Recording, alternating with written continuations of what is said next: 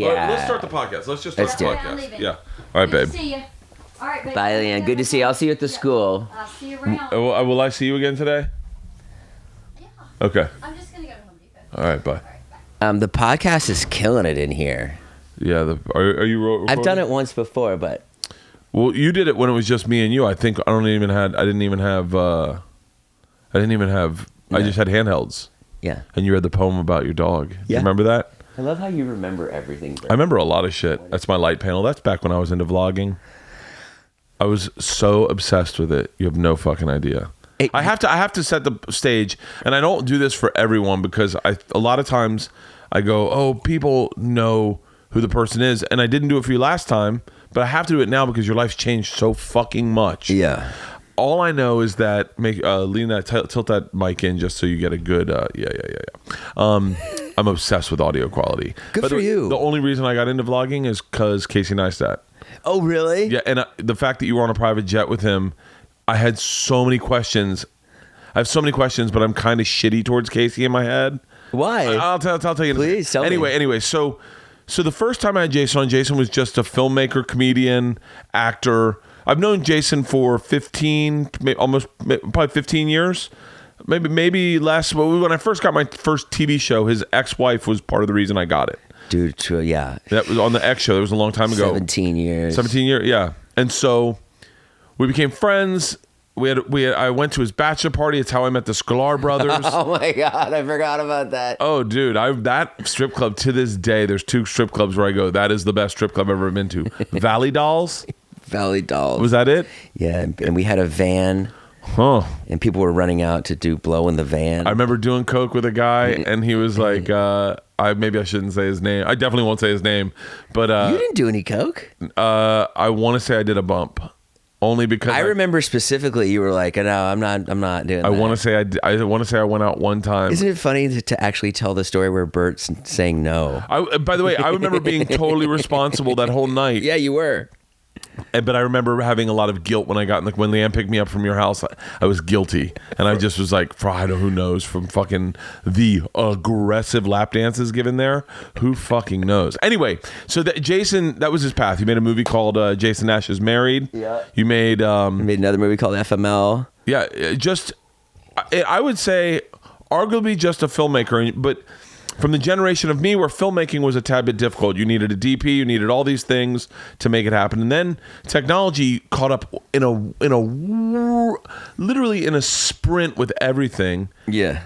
When it started happening on your phone immediately, and you became inarguably one of the biggest stars on Vine. Right.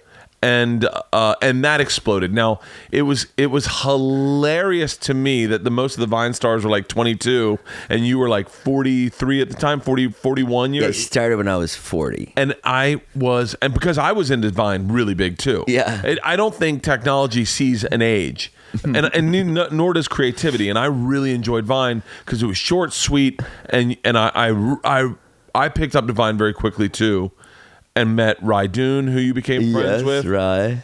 And the irony of it was I would think, what's Marnie thinking about this? Marnie was Jason's ex-wife, not ex at the time. Yeah. But your kids were in it. It was really fun. It was the way I've always made videos. My kids are incorporated. Yeah. It's lighthearted. It's hey, you get to know me, but I want you to laugh. Vine dies and you take over. Vine dies, you get divorced, and you take over vlogging in a massive fucking way, and you become one of the top vloggers, internet, YouTube creators in the world, along with having the #1 podcast for I want to say like 5 months. It was the #1 podcast in the world with, I don't know his name, but I know he's a big vlogger as well. Yeah, David Dobrovnik. Yeah, I like that better. David Dobrik. It probably was Dobrovnik, and they had to shorten it when they got here. I know that because I didn't. When I saw you at the top of the podcast list, I was like, of course, you had one of the first podcast I ever did, Guys with Feelings. It's my favorite podcast ever. By the way, Paul F. Tompkins and I made up. You guys did? Yeah. I don't remember what the fight. What's so funny about what you're saying is I don't even remember what kind of fight you were in. Yeah. I forgot that you were in a fight, and I have no idea what it was about. It was a lifetime ago. What was it about? You're like, we made up. Why am I don't even want to deal with it.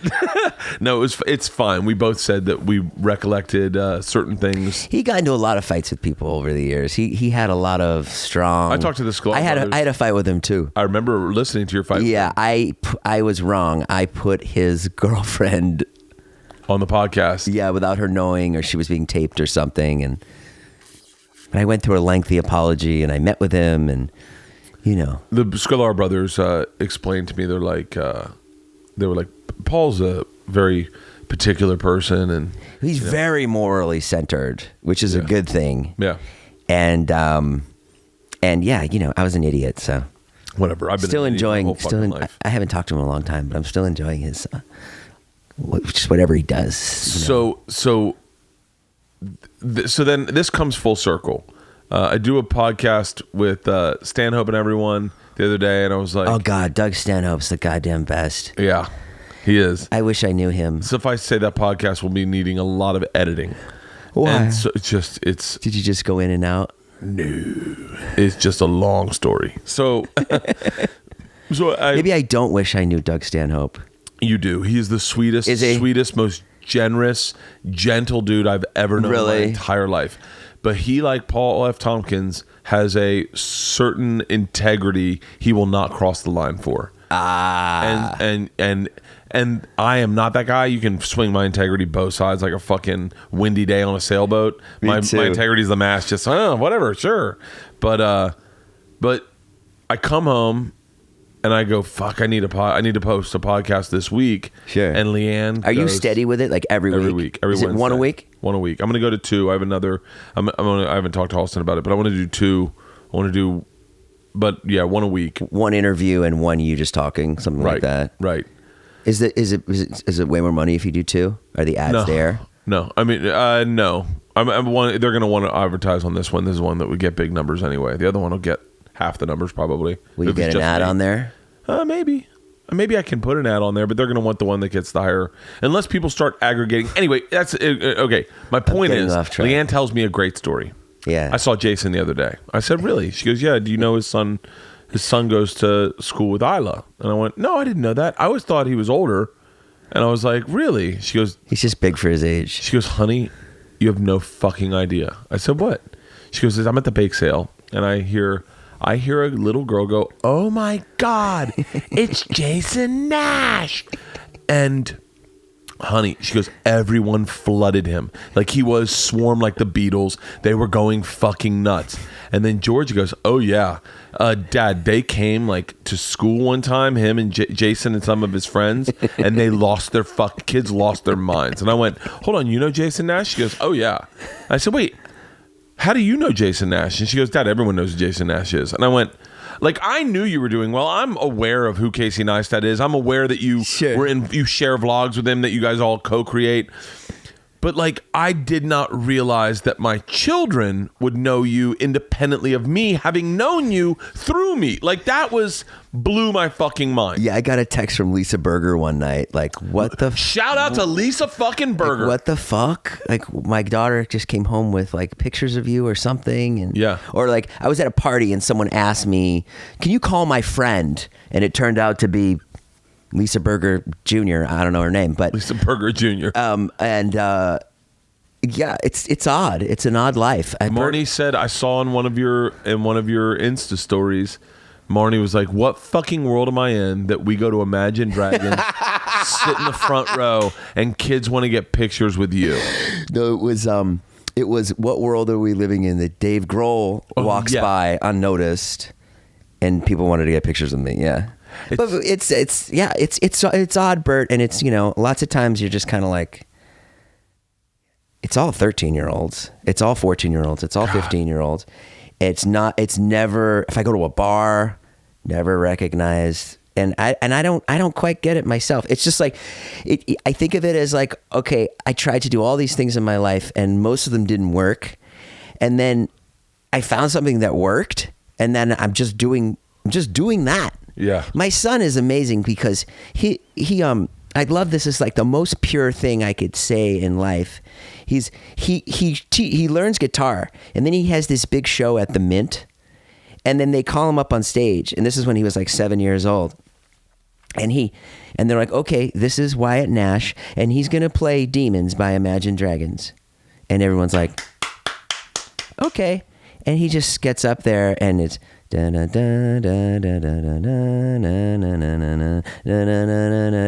and it's like you're watching it, and you're like, fuck, he's good. Yeah, he's fucking good. He's fucking hitting it. Yeah. And people are clapping. They're like, shit, fucking good. And the thing that I loved about it was there was no ego about it at all. He had no idea how good he was doing. All he was doing exactly what his teacher Todd had taught him for 6 months. He was just fucking, and when he was done, he smiled and he sat down. And that's how I feel about it. I'm just like, I'm just plugging in exactly what it needs to be done for me to get paid and for me to support my kids. And this is what it is right now. I grew up, I wanted to make movies. I watched Woody Allen movies 100 times. I would watch each movie 100 times. And I was like, I want to do that. Like Ben Stiller came along and I'm like, I want to do what Ben Stiller does. Seth Rogen came along and I was like, I want to do what Judd Apatow and Seth Rogen are doing. And motherfucker, I tried, and I could probably spend another 20 years and make a couple more movies and maybe get good at it. I'm not good at it yet. But there's no money in it. I made 2 movies. I went absolutely broke. And so then this came along, and it's like what you said with technology. And I love you, Bert, because you're one of these guys that like gets it and like you adapt. You know what I mean? Like there's so many people that I really respect. Comedians, writers, like, fuck that. Instagram, what are you doing? Like, I'm not on Twitter. I don't do that. And it's like, all right, that's fine, but you're missing the goddamn boat. Like, it's fucking great to make a vlog and to have 1 million people see it, and there was no Lisa Berger telling you. By the way, Lisa Berger is a development executive who's great. Yeah. But Lisa Berger wasn't also part of me getting me my first job. Yeah, and gave me my first job too. There's no development executive, not that Lisa would do that was saying, you can't do that. That sucked. And it's the same thing with stand-up. Like, why do you go do stand-up? You fucking kill it on the road. You sit, you get in the city and you do whatever you want for that hour and a half. And I know you go that long. Yeah. I mean, it made no sense. It made no sense to me to, and that's why I do it. It's just easier. And I wish I could fucking make a movie. I wish I was on a TV show. But in some ways, Bert, I got to tell you the secret. Being on a fucking TV set, I mean, you probably think this too. The worst. Oh. I love the way your eyes close. I loathe acting now because of it. It's the worst. Like, it makes me like I got into vlogging because I was arguably producing a TV show and hosting a TV show. This was the travel show. The travel show. And you had like 3 of them. I had a number of them. Yeah. Yeah. And I would hear the way like cameramen would get excited about gear. Like I never understood like they used to want to put lights up all the time. I was like, no lights. Yeah. Get cameras that shoot better in the dark. Yeah. And then I found the first guy I found was a guy named Mr. Ben Brown. He's a South African. He's English, but he lives in South Africa. Yeah. He's really a photographer, but he does a vlog. Yeah. And I watched him, and it was really cool. I was like, oh, he makes me want. He had this camping video, and I was like, oh, that's really cool. Make me want to go camping. Yeah. And I as a producer and host of Travel Channel, I went, that's what travel's about. Like, that's what Travel Channel's missing, is any video that makes you want to do shit. Like, this made me want to go camping. Made me want maybe get a new wife. Like, it made me want but then he introduced me to Casey Neistat. Casey, I guess, is probably I would probably say the godfather of vlogging. Yeah. And you figured it out. And I don't, and this is my I have a bone to pick with Casey. Oh gosh. That I but by the way, it's just as a fan. I can't wait to hear it. It's just as a fan. It's like sometimes the aw shucks celebrity of him rubs me a little like, I'm like, you're not an idiot. I know you're not an idiot. You're pretty, you've got agents. You're not like so like the ego of the vlog I disconnected with. I found it very Dane-esque. Like this like I got a secret coming out in 3 episodes. I understand that's how you have to do it, but that's not what I enjoyed about it. What I enjoyed about Casey, like what got my dick hard Right. about Casey Neistat was his organizational skills, dude. Dude, go. That guy's office. I walked into his office for the first time last week. You know what the first thing out of my mouth was? I said, Casey, who organized this place? You or an assistant? He did. He did. He did, and it's so fucking sexy. Like, I literally was like, yo, man. As I look around the man cave, which is a mess. there's weights on the floor. Dude, I need Casey Neistat. There's like old weights on the floor. There's like a barbell that probably should be thrown out over there. It's a little rusty. I need Casey Neistat to roofie me, bring me back to my man cave and organize it. Like, his organizational skills are awesome. I love his first class travel reviews. Those are great. There's a lot of what I love about Casey. I don't like. I want to know more about Candace. Like, I have a feeling that Candace is blood diamond money. I don't know, but I believe. You mean she comes from money? Old guilty South African money behind that woman. Like her. I don't know. I think she comes from money. Oh, she has to come not from that fucking money. I think only because I've surmised that from the vlog. Not that he's talked about it with I me. surmised it from the vlog. Yeah. The vlog is the best part about his vlogs is the stuff you can't put your finger on, and you're like, wait, I want to know more about that shit. Yes. Like, I don't give a fuck about Samsung. You're never selling me a Samsung, Casey. I hate to break your heart. I'm not changing cell phones because you got a fucking deal on Samsungs. That's so funny. Although I heard the camera's pretty fucking amazing. They just flew us to New York. That's how we went on Samsung. So I'm going to sit here and tell you that it's a great phone. Dude, that's how we went on the jet. I saw you with Casey Neistat and I was like, that's pretty cool. Here's what I'll say about him is that I was a fan. I got turned on to him really late. And by the way, I'm shitting on him a little bit, but I'm shitting on him as a person who's watched probably all of the vlogs, 1,000 episodes of what he's done. Yeah. So no, I'm you're a fan okay. first. He would take that criticism. I think when I met him, I was like so in awe of him, and then. Actually, it was one of the only times in my life where somebody like Doug Stanhope lived up to what you thought about him. Really? Yeah. Like I sat with him. He he organized this thing on a private jet. We got there. Not only was he like the biggest fish out of all of us, like obviously like so famous, but he was the one tending to everyone. He was the one who was like, guys, we need to be on the tarmac at 8:25. When we land in Las Vegas, the limo's picking us up. We have dinner at 6:15. We're only going to have 45 minutes because we got to get to see the Mayweather fight at 8. Like, he was that guy. Really? Yeah. He was like you. He was like what you would be in that situation. Like, taking care of everybody, making sure that things ran like, and as you said with the organizational skills, like clockwork, like this happens now, this happens then, Jason, do this, blah, blah, blah. Like, it's just fucking awesome. And on the plane, sits down with me one-on-fucking-one and is like, how can we make your brand better? What can we do? What is your brand? Have you thought about it? I was like, no, Casey, I hadn't thought about my brand. He's like, what is it? And he probably sees you as someone who's an outlier in this, someone who can really make a difference and really make a statement. Like, because so much of vlogging. And by the way, I hope you're into this art form. If you're not, you may want to just tap out now, because I'm obsessed with it. Like, I'm gonna take it back a step. We did a this is how I met Muhammad Ahmed Muhammad. I'm sorry, Muhammad. He was a big viner. Anwar Jabawi? No, Muhammad. He did. Fuck yeah, he was friends with Cody Ko. I'm sorry. God, what the hell? It doesn't matter. We took them to teach them how to do stand up, and then did big popular internet stars. He was very good. By the way, he was very good. If he had just stuck with it, I think he would really have blossomed. He had really interesting stories. Now, that's me from someone who's done it for as long. If I had his stories, I'd fold him in so quickly to my act, it would fucking murder. Right. It would take him a while to figure out how to get there. Right. But we had a guy who's the... I love when you say stick with it and stand up. You mean like 25 years. Yeah.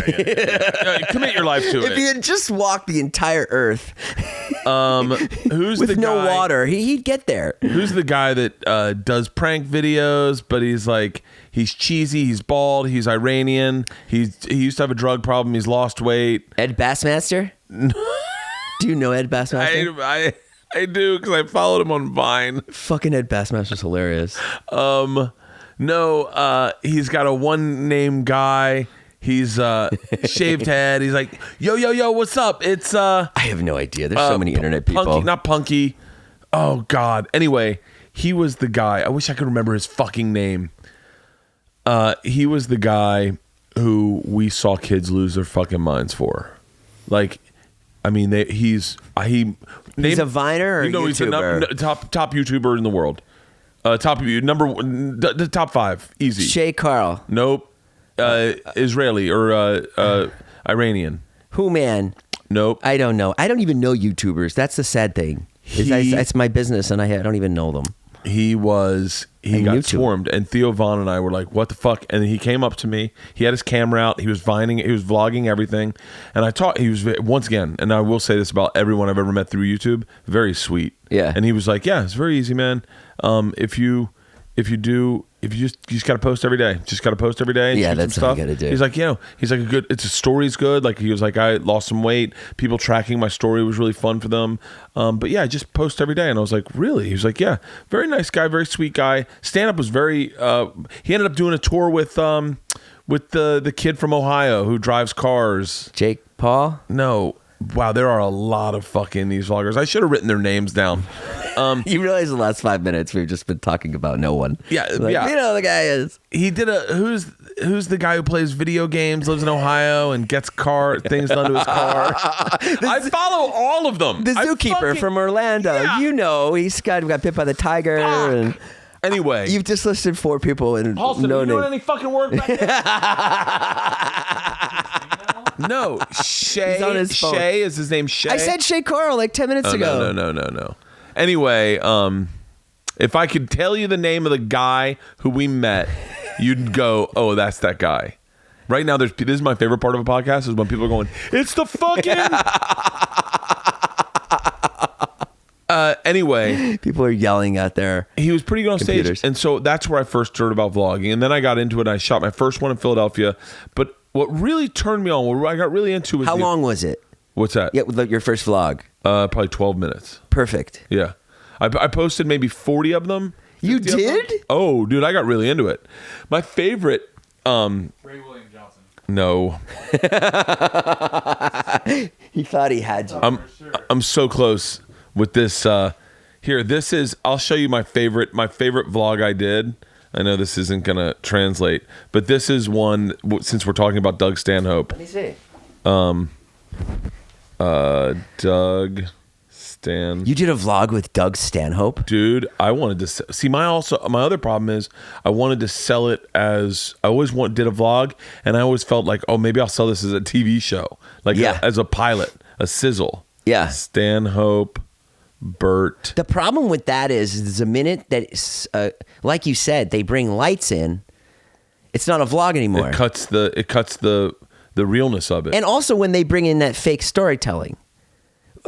You know, like we're on the runway. Fake We don't know if we're storytelling. gonna make the show in Philly. Oh, fuck me. Doug's late. This is playing in my master bedroom on my TV right now. How the fuck is that? Why I've lost control of my dismissed. There we go.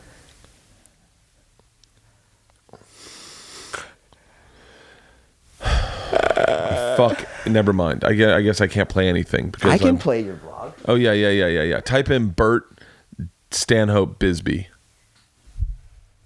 I love this podcast because I feel absolutely no pressure to do. I can take long breaths. When we do our podcast, it's like Yours is very on top of it. oh, it's disgusting. I hate it. No, I like it. I listened to it the other day. I like you know, the one thing I'll say it's about like a you. YouTube video. It's like there's no space. There's no do you hanging edit out. it? I was wondering. I edit it. And we condense, an hour to 40 minutes. Wow. Hour and a half to 40 minutes. We never go over because we just have this whole theory about like the people that are listening to us, they're YouTube people or they're younger people. But and I love they that you're just don't getting have them time. into podcasts. Yeah, we're trying to get them into Mine are podcasts. podcasts for old people where it's like long silences. But that's how I listen to podcasts. Yeah, me I too. want to hang out with Bert. Yeah. While there's space. Fousey Tube.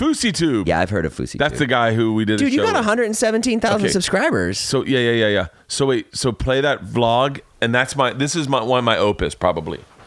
The first one? Here, I'll show it. I'll pull it up. Yeah, pull it up. This is probably one of the better ones I ever did because. Let's see. I decided I wanted to go to Stanhope's. I was going through a rough time, so I was like, I'm gonna go party with Stanhope, and I was like, I'll vlog it, and then it'll be a write off. It's a business. So we partied hard as fuck. You went to his crazy farm where he lives, or wherever he lives, out in the middle of nowhere. That like what I've heard about on Stern. Yeah. Is that where you went? Okay. Is the volume up? With his girlfriend. What is it? Bunky? Bingo. Bingo. Fucking so happy I came out here. This was the best choice I made. Nice. Oh, hell yeah. Were you guys partying? Yeah. You're blowing into the thing? Yeah. What is that? A breathalyzer. A breathalyzer? That's awesome. And so that's, by the way, you can hit end. That's it. Keep rolling. Hang on, let me. All right. I love Doug Stanhope. And before all that, We're driving through Tombstone right now. I mean, the thing is, it's kind of sad because you're too focused on stand up, but you're so good at it already. I already am so engaged. What I found, and I'm curious. These are the questions I wanted to ask you about it. But like, do you find it to be a chore? No, you enjoy it. I love it so much. Now, do you find it because I was talking about this when we walked in? Do you find it cannibalizing your life? Yeah, because that's what happens to me. Is that like I was wondering when you guys were all in that private jet? It was you, Casey, David. Yeah. And the rest of the crew. We have like a crew of people that you live with. Yeah. Well, I want to get to that. And they all vlog. I want to get to that. But do you find when you were on that plane that no one was interacting and everyone was getting their vlog? No, because most of the guys are alcoholics. Oh, really? Not alcoholics, but most of them they're in their 20s, and they're like, they're beer first and alcohol first. Really? Most of them, except for one of them who's like, he's the leader of the group. He's fucking business minded. Yeah. But he only makes 4-minute vlogs. So he only pulls his camera out for a minute or so. And then there's also sort of a unspoken thing like, really? Put your fucking camera away. Like we're on a private jet right now. So how does that work? Because there's a hierarchy. There's a hierarchy in the group. So the way we all get, have good views is we're all in each other's shit. So if you, Doug Stanhope, and Tom Segura were vloggers, you would all take turns, but you would need Doug and Tom to stay like interesting. Yeah. So, I mean, some people have managed to do it. Casey did it by himself. Yeah, Casey did. But we're all not I guess we do that with our podcast in a weird way. Me, Yes, Ari, Joe, Tom, exactly. Joey Diaz. Ari. There is a hierarchy. I know for a fact that if like... I would say Joe Rogan is at the top of that hierarchy. I said to Joe one time, I said, hey, you want to be on my podcast? He's like, yeah, but I'm really busy. Why don't you just come on my podcast? I was like, good call. Yeah, 100%. I'll just go on yours. That's what happens if there's a great piece of content. Usually, like, David will get it. You know what I mean? So is David the like biggest? He's the biggest. Yeah, he's got like 5 million or something. Like, stuff will happen. Like, if something really interesting happens, like one time he cut his hand open really bad. Really? And my camera was rolling. We were shooting something for me.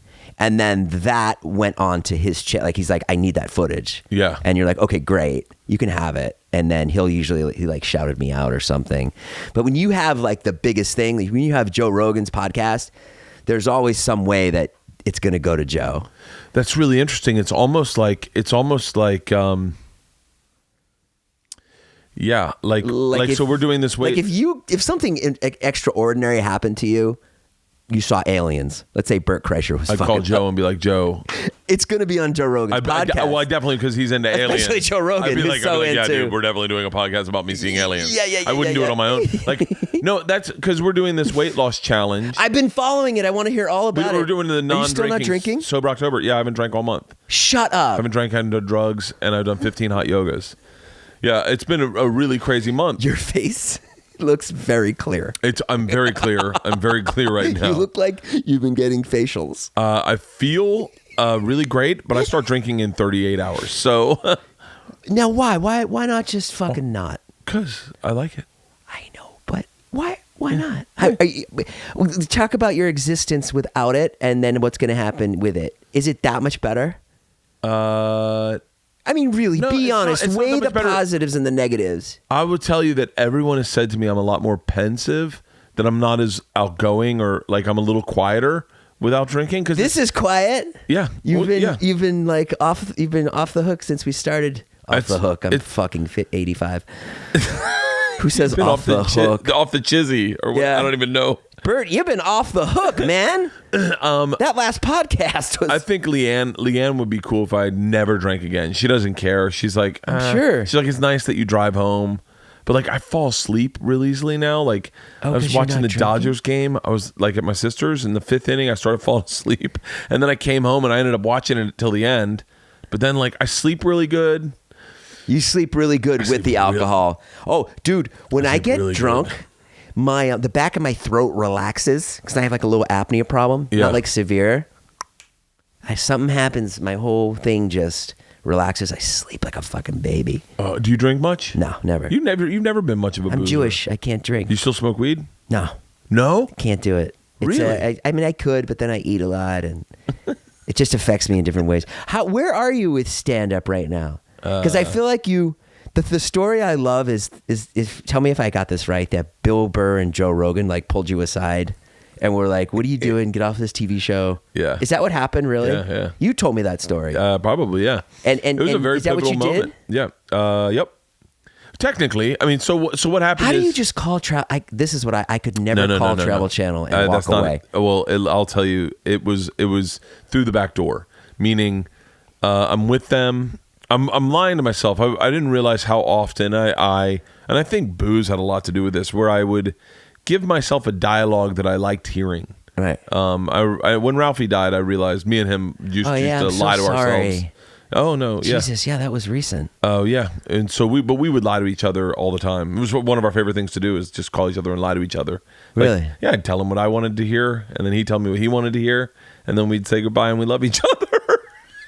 Would you comment on the fact that you were lying to each other, or it was just unspoken? No, I just hear him out. Yeah, man. Yeah, fuck them. Your heart's in good shape. Yeah, dude, you got it under control. It's so what? It's a little weed. Yeah, you're fine. Oh yeah, I know, man. Dude, my drinking, I barely like. There are nights I don't drink. Whatever our lies were, we just do it back and forth to each other.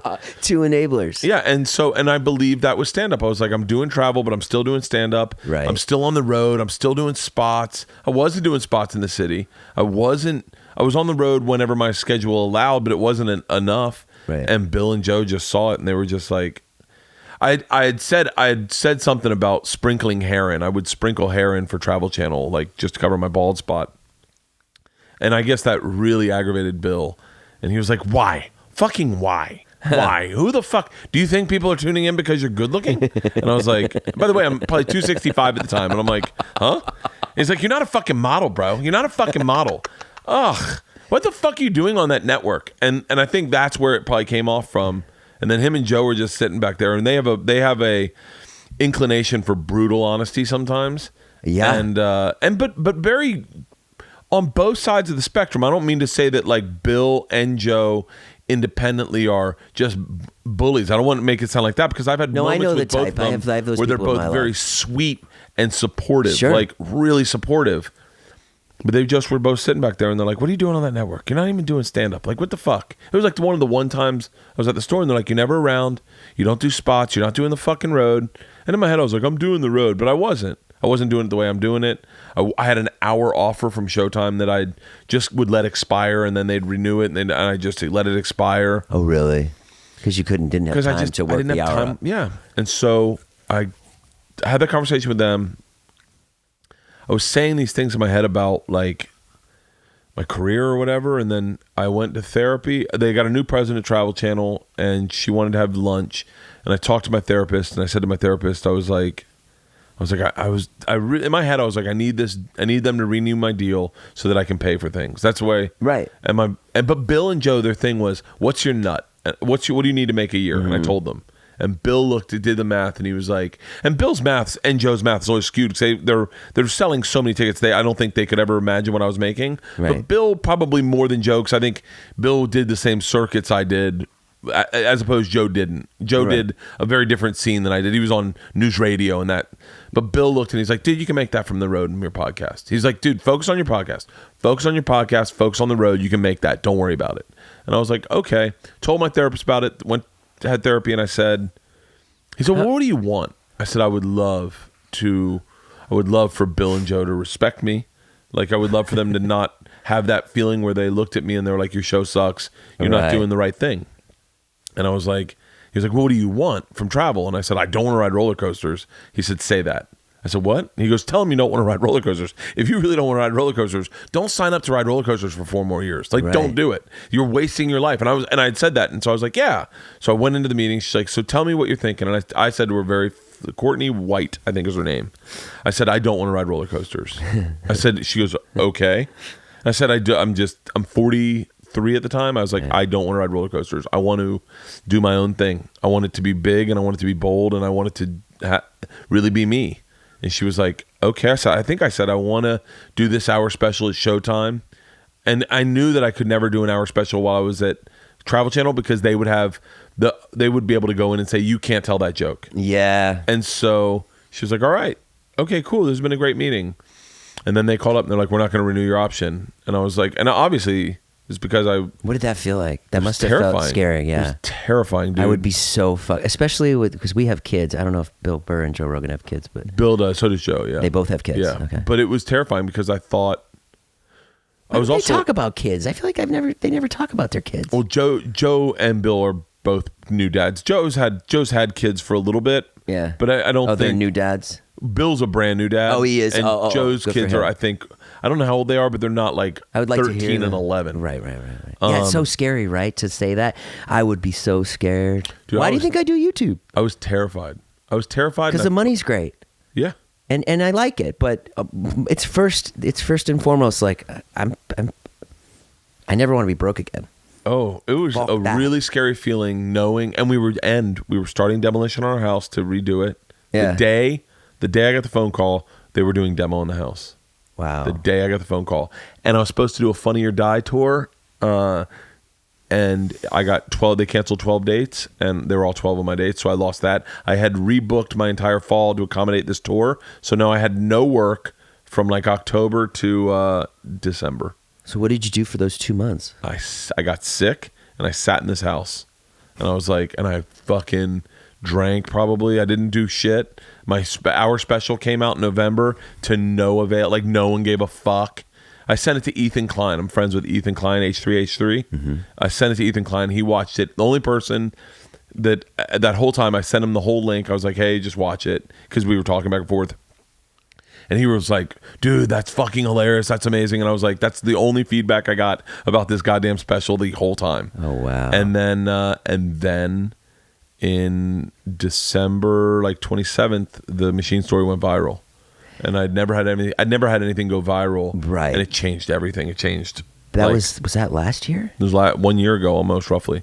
Wow. And I was doing the weight loss challenge, which I would say, much like when you say that you guys all live together and you create together, it was an organic, me and Segura, Ari and Joe kind of thing. Yeah. And we did 2 podcasts right when the Machine story was going viral that were really big. And then it sold out every show from the whole year. Tell me I caught the Machine story. Where did it start on Joe's podcast? It started probably here. No. It started probably, it was just a story that happened. I told it I want to say I might have told it. Where did you tell it? On the X show. I might have tried to tell a version of it. Oh. It was a true story that happened probably 22 years ago. But how did I know the story, but how did it actually catch fire? Joe's podcast. It was Joe's podcast. I told him on Okay. Joe's podcast, and Joe loved it. And he was like, "Dude, that's your act. Like that's your next special. You got to tell that story." Right. So I worked on it, told it every show, made it better, told it on my hour special, and I'd already thought it gone viral. It had like 3 million views on YouTube. I was Right. like, wow, it's never gonna over. get bigger than that. And then on Facebook Live or Facebook, they've got like 29 million views, and then it got like 80 million views. Wow. Like it just other people would rip it and then put it on their page. Yep. And that's when I was like, oh, I've never had anything that big in my career. Right. And like I had a clip from Travel Channel that I'd said to her in this meeting, this young lady, Courtney White. I was like, Bert the Conqueror's about to air. There's a lot of very like viral clips. Like I've been vlogging. I'm really familiar with like what could catch fire. And Yeah. like I think to her credit, she probably was like, this guy fucking is a nobody. He's fat. Like he's been on this network. He's just a corporate shill. He's just a paycheck guy. He's not creative. He's a host. I'm sure that's all the things she thought that are very accurate. No, I don't know about that. It You would don't be know a that. very accurate assessment. And then they posted one of the clips and it got 300 million views. And I was like, fuck, if they had just listened to me. On Travel Channel, they posted it on Facebook and it got 300 Travel million. Channel did. Travel Channel on accident. They weren't trying to promote the series. Someone just saw the clip and they're like, wow, this could go viral. And it got 300 million views. Jesus Christ. So, but But it was yeah. too late by then. You were already out.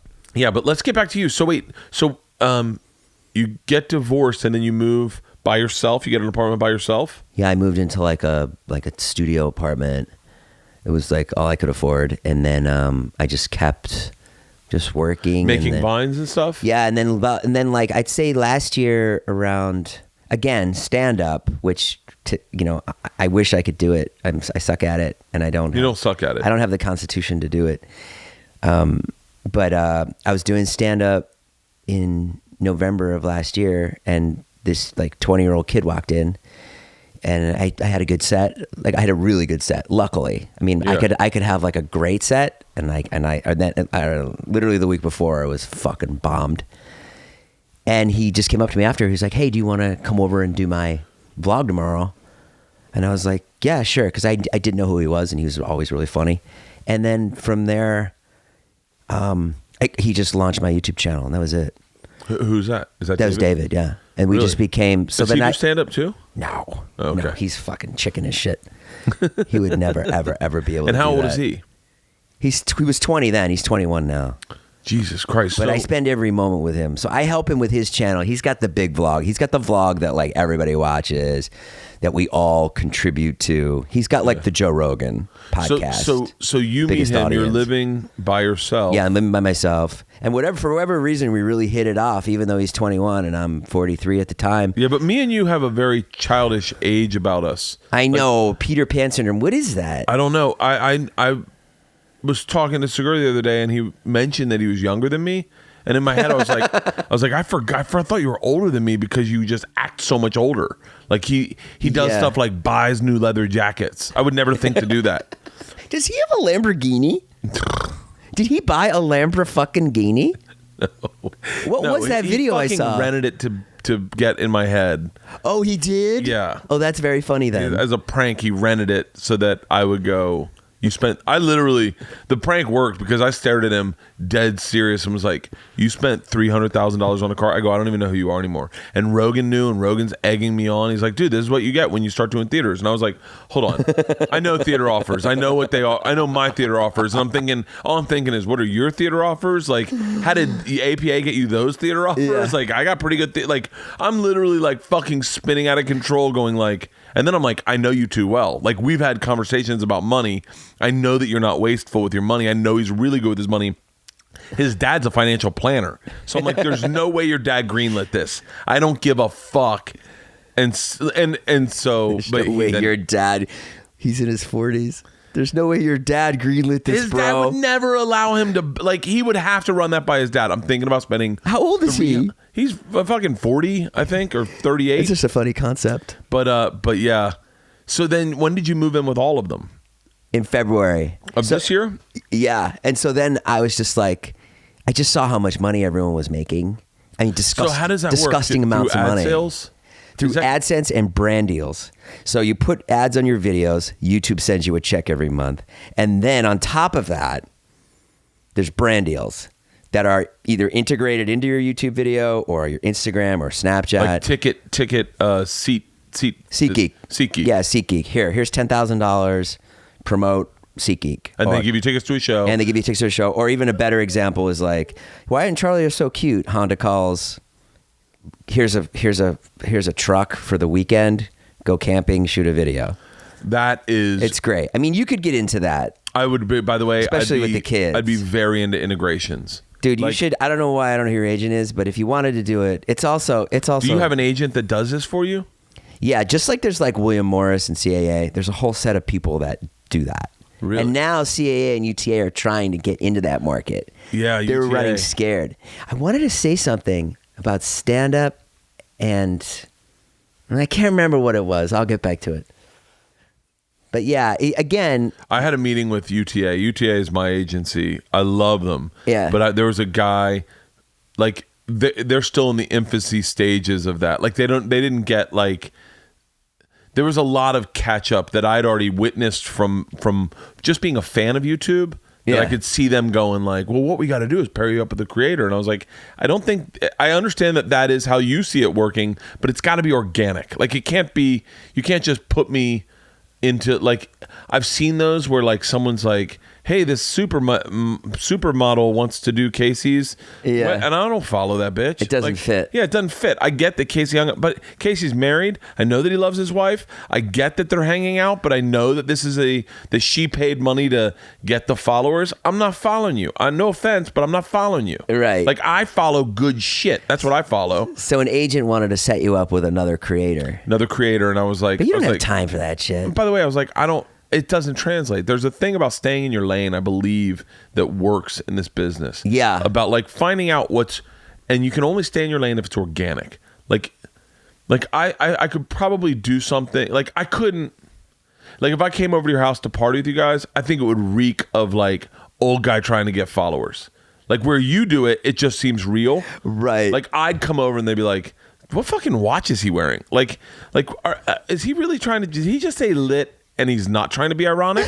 Like I saw the video you did the other day where you're like, all right, be honest, my pictures are lit, right? And then you did these fucking hilarious pictures of him walking around. I was like, I was laughing hysterically. If I did it, oh, finally they're working on the fucking pool. So you would fit right in, and you would love it. I would, I It's might. super fun. You should But it just would have come to be over. real. It'd have to be real. And I learned that the hard way a couple of times of going like, being like, oh, this is what you got to do is be like I got involved with Sean Evans from Hot Ones. You know Hot Ones? No. It's you eat 10 progressively hotter wings. Oh, of course, Hot Ones, yeah. And that was organic because I'm a comedian and he's into comedy and You I'm like into wings? hip hop. Yeah, I like wings. I party. It was a great thing. And then I did Desus and Mero, and I'm a big fan of Desus and Mero, but that is not my lane. Like I could definitely feel like I was. It's very urban, very young, very millennial. I don't know that. They're amazing. I'm still a fan of them. I'm still a massive fan of them, but not a lot of people saw me on there because their fans are like are Black Twitter and young urban. I say urban, I don't mean black, but young urban kids. You have a quality about you though that you transcend age and race. You really maybe, do, maybe. Bert. Thank you. You really Jason. do. I Thank mean, you. you're very special. Thank you. You're very probably what I'm most jealous of you is your ability to walk into a room and it's just like everyone likes you. Oh well, It's fucking awesome. I mean, I've just seen you walk. I've seen you like on set when we worked on that Travel Channel show. I forgot about it's just that like show. you know everyone's name. That was one of my favorite. You make everybody shows feel good. because to this day I have pain in my neck from that day I had to do that fucking drop ride. We had a whole conversation. I told you not to do it. You were like, bro, it is not worth it. I said it is not worth it. Don't do it. You might have lifelong pain. And I still have pain in my fucking neck from that. And they were such assholes. They were fucking grinding you Yep. to do it. Here's what I wanted to say. Do you and your closest stand-up buddies, Ari and whatever, Yeah. do you tell each other how much you make? Yeah. You do? Yeah. Okay, cool. Yeah. We, I mean, like Joe doesn't tell us what he makes.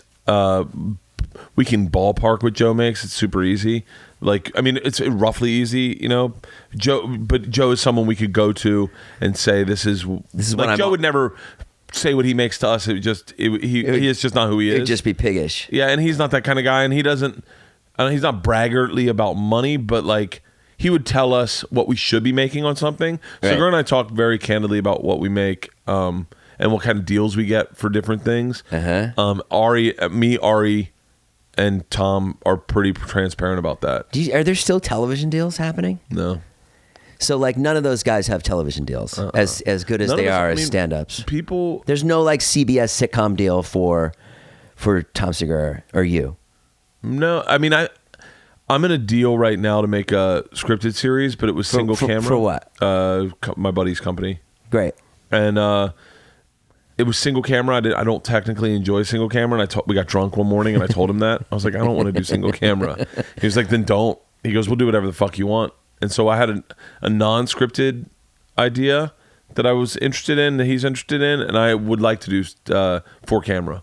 I would love to do a sitcom. I would love to do a sitcom. That'd be just fun, huh? Show up, make a play, fucking walk out. The great thing about YouTube is I don't have to go anywhere. It's fucking amazing. Like, you know, I already shot like with you. I have my first 2 minutes of the vlog today. How do you go about doing a vlog? Because for me, I found that I was just like, it was like buckshot throughout the day, and then I had to whittle it down. Do you go into your day going, this is what my vlog will be? Yeah. Like sometimes, yeah, it can be. It like Saturday, the one you watched on Saturday, that was me just doing errands all day. So that was a concept. But then like it's mostly buckshot. It's great waiting for the moment to happen. Like that's really what it is. You're waiting for that moment where something ignites and you're like, fuck, I got it. Like, trying to think, like last night,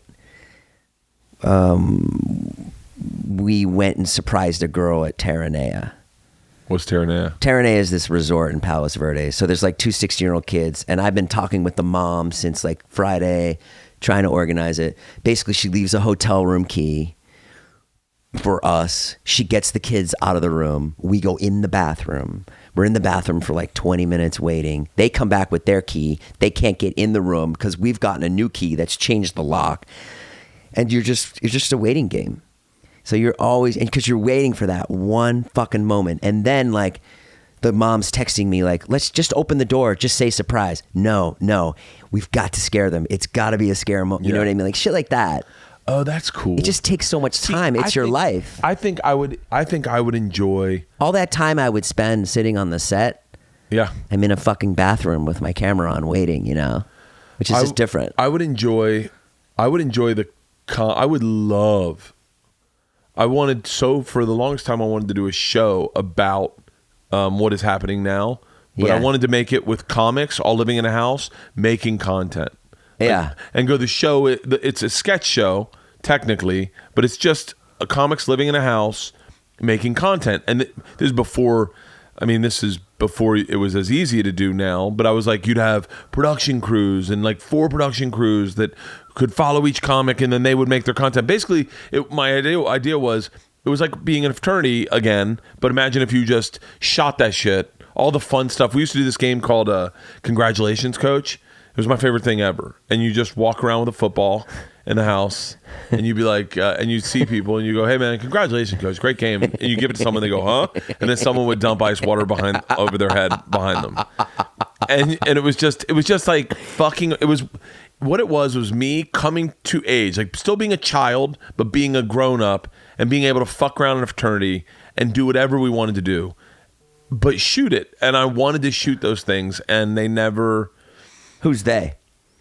The networks or your buddies? Networks have never got the concept. We never had cameras back then, so you would never. It was so hard to have a camera out. Yeah. If someone had a camera, you'd be like, "What are you?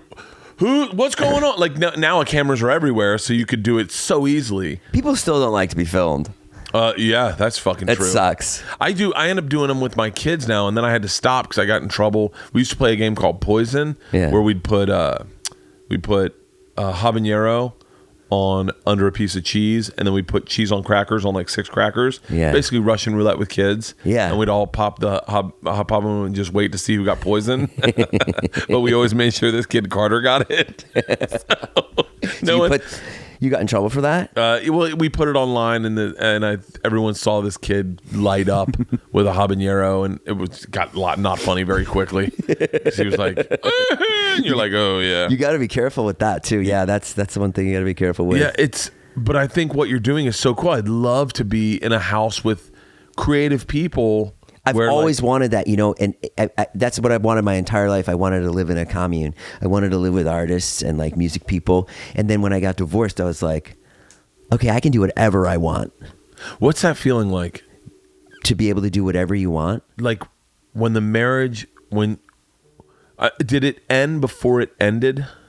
Yeah. I mean, it was just hard. Were you tapped out before it ended, or did you guys split and then kind of like wait to see what happened? Or we split and tried to, see what would happen. And we're just different. We just want different things. Like, she doesn't want to be filmed. She doesn't want to have me walking around with a camera. She wants to do things that a 40-something woman wants to do. And for whatever reason, I don't want to sit around and drink wine and talk to people that are 45 about their remodel. Yeah. I mean, we were talking to the neighbor yesterday, and they were telling us about the remodel, and I just went right in, and I was like, I get the fuck out of here right now, because I'm still so close with my ex. I was over there all day yesterday, and I was leaving with the kids to go to Pins, go bowling or whatever.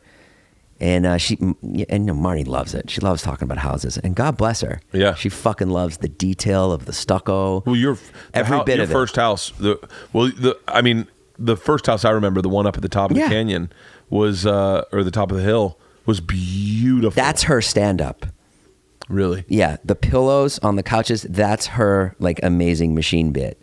Really? That's how she puts her creative shit out there, and I get that now that I'm out of it. And now that I'm out of it, I see her as a person. I have another buddy that's going through a divorce, and I told him, I'm like, you're not going to change the person. Yeah. So when it was over, did you have this I'll tell you a story. I'm sorry, go ahead. I'll tell you. No. I'll tell you a story. I went over to Marnie's house like one day to pick the kids up, and she started complaining about this couple.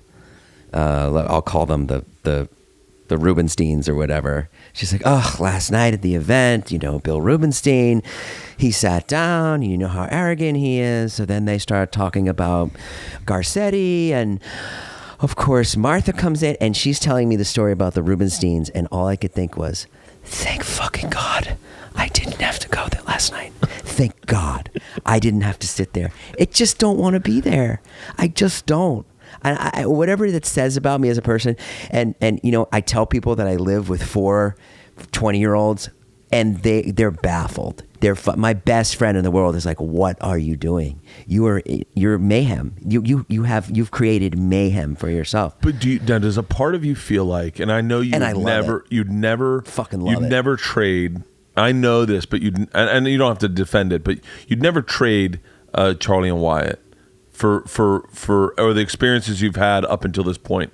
But does a part of you go, what would have happened in my life had I just lived, had I been born 20 years ago and this creativity was at my fingertips? I didn't have to go to fucking Sammy's Cameras and rent camera gear and rent lighting packages rent audio. Born too early.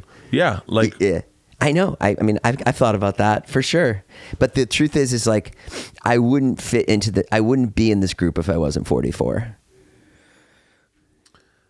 That's a really interesting statement. I remember one time I was high with Rogan on the patio of the store. I think we were drunk too. I know I definitely was. And I'm hesitant to even say this because I don't think I misheard it. But I was like, I remember like pontificating and saying, God, man, I wonder what would have happened in my life if I had started here at the store. And Rogan, just not even missing a beat, goes, we wouldn't be friends. And I was like, yeah, we probably wouldn't. Like, I probably would have gotten caught up in coke or caught up in drugs or pussy, whatever the thing was that, like, I would have been caught up in the store. Because the store is that. The store at that time was that. You had to be a very strong-willed person to go to the store every night and go, I'm here for the stand-up alone. Yeah. Like there were so many people that got tracked off, and That's funny. And I definitely would have been one of those people. I probably wouldn't have gotten married. I probably wouldn't have had kids. Right. I would have. My act would have never changed out of like, you know what you got to do? Donkey punch. Yeah. Like it would have just been that. Yeah. I would have never done the road. And I was like, God damn it, man. Sometimes these things in life that you look at and go, maybe like me being at Travel Channel for 7 years. I someone said to me, man, if you had just not done Travel Channel, you'd be a big stand-up because, you know, you would have done a Netflix special or whatever. And I went, hold on, no, you can't say it that way. No, you can't. You can't, because my path through Travel Channel has got me to where I am today. I needed to do that to get here. Like, thank God, I learned so much from that network. Because I hope it didn't come out negative about Courtney White, now that I'm saying her name so quickly. But like, I learned so much through guys like Dan Adler, Paul Baldwin, Matt Sharp, Courtney White, although I very, as short as I knew her, Shannon, fucking Dale, Ross, Andy, like all these people but they taught me so much about how to behave. This guy Greg Regis was an ad sales rep. This guy Larry, they taught me so much about how to behave in moment. Like I grew up so much because of that. Right. Thankfully. But what's a moment where they guided you? What was something that happened? Dude, I learned more from these guys at these ad sales meetings. I would love to be in on those meetings. That would be dope. I used to take my shirt off a lot. I mean, it's no surprise, but even at these things, even at these meetings. At the meetings, you take your shirt off? We do these big upfronts that was all Travel Channel. People love when you take your shirt off, though. And so they would say stuff like it really bothered my old boss, Lorene Long. She did not have... I love you, Lorene. If you're not listening to my podcast, first of all, I'm shocked. But Lorene did not like me. Very vocally did not like me. When she first met me, she really did not like me, and she brought me into her office and told me so for an hour and a half. Really? Yeah. What'd she say? First words out of her mouth: I Googled you, and your digital footprint leaves something to be desired. The first thing that came up was ass wax. Can you defend that? And I was like, she's like, the next thing that came up was black people. The next thing after that was Mexicans. And I was like, okay.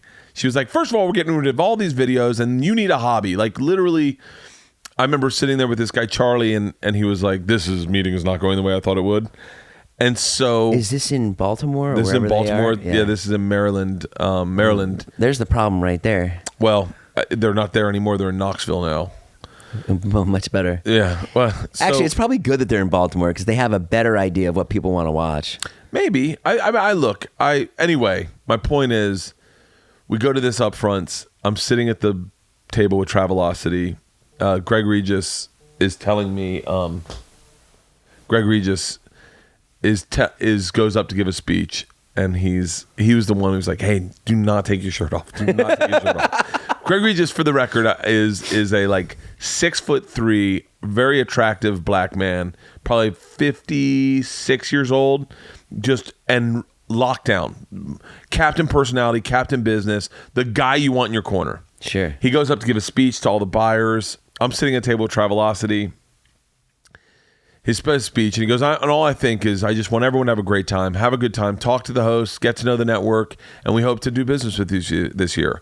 I am squatting at my table, hiding with my shirt off, and he gets done a speech, and I stand up, I go, I'd like to say a word, and everyone turns to me, and I'm shirtless, and the look on Greg's face is priceless. I get done, Greg comes up to me, and he's like, we just sold Travelocity. Don't ever stop being you. Thank you. Wow. And those things, like that guy Greg, he would pull me out. I remember one time he brought me into a closet with a buyer, and he said, into a closet at a bar with a buyer, and he goes, tell the machine story. He's like, this isn't brand friendly, but this guy's cool. Tell the machine story. Right. And that guy was so great. I miss him more than probably anyone because he was such like a really great fucking guy. But yeah, I learned a lot, and so I'm grateful for that 7 years. He got you. Dude, he got me. I'd do anything for him. If he called me up and say, hey, we want you to do a show for Travel Channel. The pay is weak, but it's a great ad sales deal. Like, I'd be like, I'm back. I'd go do it for him. Sure. In a heartbeat. But But yeah, I learned so much, and so you can't really say like, what if, what if? No, you can't. I think to myself, like, what if I had stayed with my vlog? Like, what if I had stayed with my vlog? I started doing it probably 2 years ago, maybe. What if I had stayed with it? Maybe it would be bigger. Maybe I would have streamlined it. Maybe if I got an assistant, I tried getting an assistant to help me edit it. But part of what I liked about it was me editing it. Yeah, that's the personality of the vlog. Is your edit. It's your edit, and the feeling I would get. It's like a character. When like I'd put that was my other problem is I had a hard time putting music into my vlogs. I always just used. Didn't know how to use iMovie or something, or you didn't know how to detach the audio, or no, I would put. Oh, you'd use real music, right? Even in that little bit that I watched, I noticed it was like a Taylor Swift song. It was like a song, like a big song. Well, that's what that you're really, gonna get copyrighted. By the way, for. that sold all my vlogs was me using top 40 music. It's nice to use top 40 music, isn't it? Oh my god! Oh, dude, let me make a fucking movie. Next level shit when you've got that music. Where do you get your music from? I just the YouTube library. I look for like unknown artists, and then I give them a tag. Really? Yeah. That's cool. Yeah, it's great if you can find it. It's hard to find. It's hard to find unknown music that doesn't suck. Yeah, that is. It's really hard. Sometimes I look at Casey's stuff and I go, wait, are you just going, well, this one won't get monetized? No, he's got to deal with the person where he gives them a link. Oh, really? Yeah, I think. And then, he shows the videos. But yeah, man, it's been a crazy, I'm super happy. And I don't know. I don't give a fuck. I was talking to a woman the other day. I was DMing with her, and I was like, I don't think I can date anyone living with 4 people. You know what I mean? You said that in your vlog. Yeah. You're like, no one's going to compare to the love I have for my kids. I'm not getting rid of this life. Yeah. Where I wake up you must wake up at fucking 6 o'clock to go get breakfast for your kids, to drive it up to the top, to the hill, or drive up the hill a little bit. I pick them up. I take them to school. Every day? Yeah, I overslept today. I fucked up. There was a prank going on at the house last night till like what was the 3 prank? in the fucking morning. What was the prank? It's this prank where our friend gets in an old man mask. First of all, we take, like, if you were the Mark, I'd take you outside with my camera and I'd be like, Bert, I'm going to shoot this sketch real quick. Can you start yelling? So you'd start yelling, like, happy to be on the vlog. Yeah. And then we come inside, we wait about 10 minutes, and then, open up! Open the door! Yeah. And it's our friend in a really authentic mask, old man mask. Yeah. With a baseball bat. Okay. And then I'm like, who are you? What do you want? And then he tries to bust in, like, shut the fucking door! Shut the door! and now it's 11 people on you, like convincing you that there's an old man trying to kill us. Shit. And then he comes in the house. Oh, I wish I wasn't. No one knows me there. I want to be involved in a prank. I cut this guy off in traffic. He followed me home. I'll do that. We can do that. No, I'm bad at pranks. I'm really bad. You are? Yeah. I don't think so. What happens? I get uncomfortable. Do you start laughing? I get uncomfortable. They're not easy to pull off. I'm not a good prank guy. I'm not either, but I've just forced to get through it because we need the content. Yeah, but you're good. You're a good actor. I'm not a good actor in that sense. Like I get uncomfortable. Like I can't lie like that. Like I feel like I'm like no, I'm just kidding. I'm just kidding, man. It's Bert. I'm fucking horrible. So how is it now with stand up? Like, are you just where are you going out this week? What's it, Monday? This week it's been. I'll say this. It's been better than it's ever been in my life. It's the best. It's the best. What are you? Where are you going mostly to play? Where have you been playing? All around the world, really. Everywhere. Yeah. So you just have offers coming in. Yeah. All the time. I remember a long time ago talking to Matt Frost and saying, I just wish that I could fill my calendar. And he was like, buddy, one day you will be turning down offers and giggling, going like, God, I don't have enough time to do them. Yeah. And right now I had like... It's all about time at this point for us. And right now it's about not overbooking myself. I overbooked myself this year because it was the first time I could make legit money in my life. And that's even saying, having worked for Travel Channel for 7 years, that where I was like, oh, I'm making money. I have an idea now because we've had some theater offers and we've got a big theater we're going to do. You know, wow. 4,400 people. 4,400 people is a big fucking theater. That's fucking, you know, with merch. That's you know. How many people? It's $200,000. How many people on tour with you? 6. No, just one other. So it would be you, David, another guy, and you're doing. No, it's just me and David. You guys But I don't know if it's You're doing the Wilbur. We're doing the Wilbur. November 12th, Yeah. right? Did I just guess that? Yeah, the 12th. You're doing the Wilbur coming up. Yeah, I wish we had an act. You do. It's very hard to. It's a live podcast, correct? Yeah, I'm trying to like work. We're trying to figure it out. It's like, like I did a podcast with Patton Oswalt once, and it was live, and it was just like him doing stand up, but it was off the fucking cuff. Yeah, when You know what I mean? Patton Oswalt. Yeah, and it was like just all laughs. And we did it last week in San Francisco. You guys did your podcast live in San Francisco? And there's moments that are hilarious. What did you guys do? Cobb's. Nice. Yeah, One they got show, all two pissed. shows? They got all pissed at us. Who did? Cobb's. I guess they were pissed that like it was all 14-year-olds in the audience. Oh, so they yeah. didn't like the content, but it was really nothing bad. Who didn't like the content? The 14-year-olds? Cobb's. They were like, there was a 44-year-old man and a 21-year-old guy talking about sex, but we weren't even talking about sex. The only thing we talked about was cheating. And then our friend came out and took his shirt off. I don't know. Are they Wait, like? that's my bit. No. Yeah. Are they known for being prude? No. Cobb's Comedy Club? No, I can't imagine. I can't imagine it either. And they were so nice when we were there. I can't imagine they would. I know for a fact that a lot of clubs are dismayed by what's going on with the internet. Tell me about that. So there was a guy who dresses as a panda, internet guy. I think he came out of the closet online.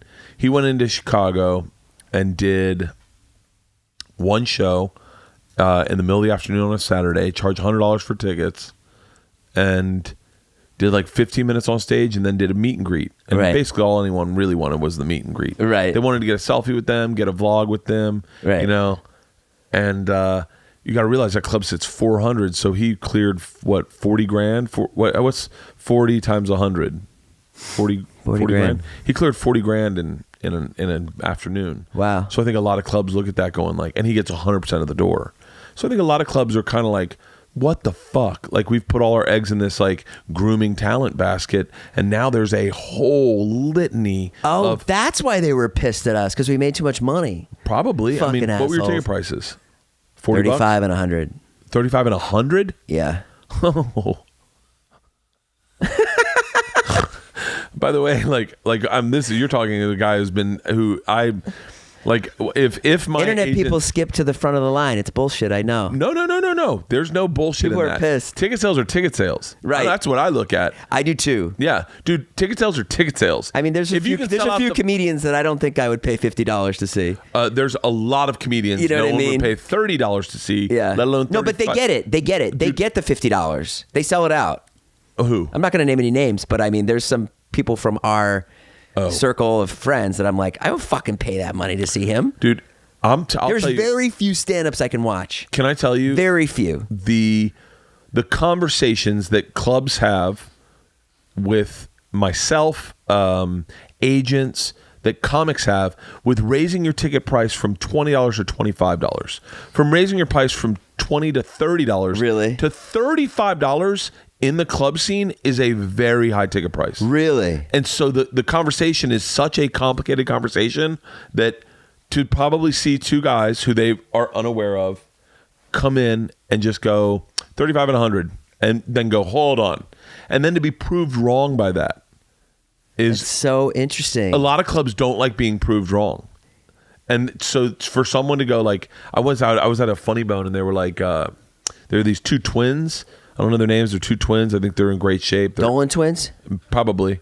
And they Yeah. were like, they're going around and doing tours. Yeah. And they're like, can't fucking believe this. Like, you watch the club owners be like, it's fucking ridiculous, dude. It's fucking ridiculous. But They're not why do doing they comedy. care? Their place is full on a matinee show at 2:00 in the afternoon. They would have been empty otherwise. The room would have been empty. I don't know. I'm not a club owner, so I can't speculate, but I do know that there is this like, they subscribe to the same things that a lot of other comics will subscribe to. Yeah. Like, they didn't do it the right way. Right. And you're like, who gives a fuck about right way, wrong way? Like, Fousey Tube went on tour with that other guy. He went on tour with that guy who does the vlogs about cars and driving. I forget the guy's name, but I love when you they describe sold YouTubers. theaters. They sold theaters. Yeah. Dude, I went into Just for Laughs Northwest, And I'm gonna fuck it up. I think it's Colleen is her name. Haters back off. That girl. I'm bad at fucking names. And I don't know any YouTubers. Yeah, she's a big YouTuber. I said enough that you should know who she is if you're listening. Colleen is her real name. I only know that because I've heard of a girl named Colleen who's a big YouTuber. But she's the biggest. She puts her lipstick all over her face. Oh, you're talking about Miranda Sings. Miranda Sings. Colleen. Miranda Sings went into this isn't I'm sure a slight. She sold it out. This isn't a slight to her at all, Sure. by the way. So, but just know that it's just very different worlds. Yeah. She went into Toronto, or wherever that Just Laughs Northwest was, whatever that city is. Oh, she played Just for Laughs, Montreal? No, not Montreal. Just for Laughs Northwest. Same owner, different company. Oh, God. I think I said it right. Anyway, I did a theater. It was like 600 seaters. I sell it out. Like the respect you get from the people who've been working in comedy their whole life is like is very it's very direct, it's very honest, it's very heartfelt.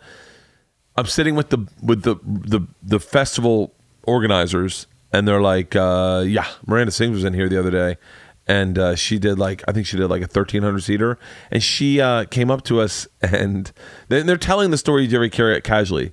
She asked us to sell her merch.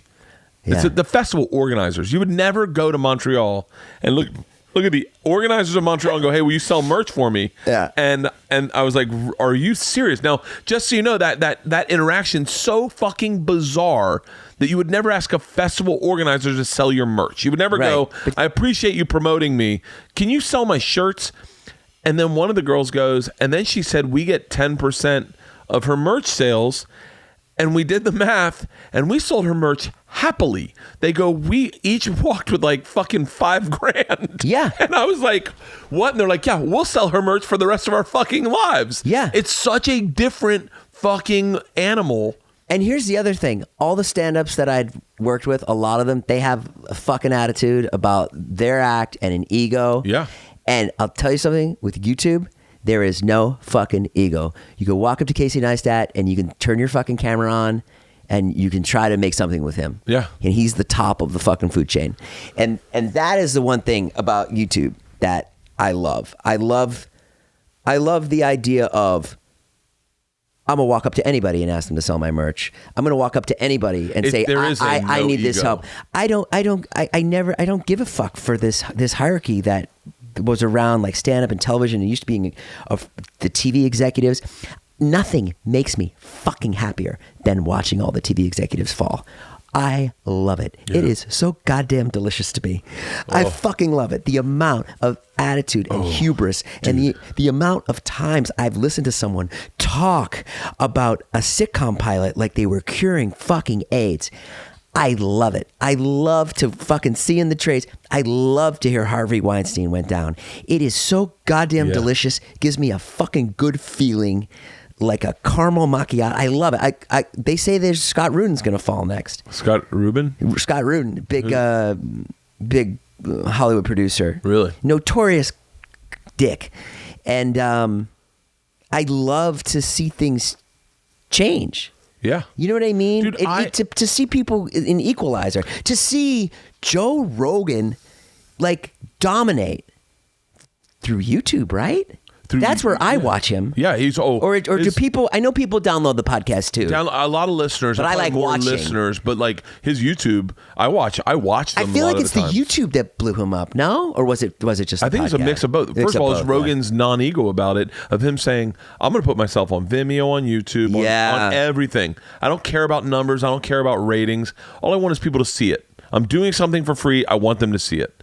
Yeah, and dude, he was the guy that did Fleshlight as his first sponsor. He was like, yeah, I'll do Fleshlight. I don't give a shit.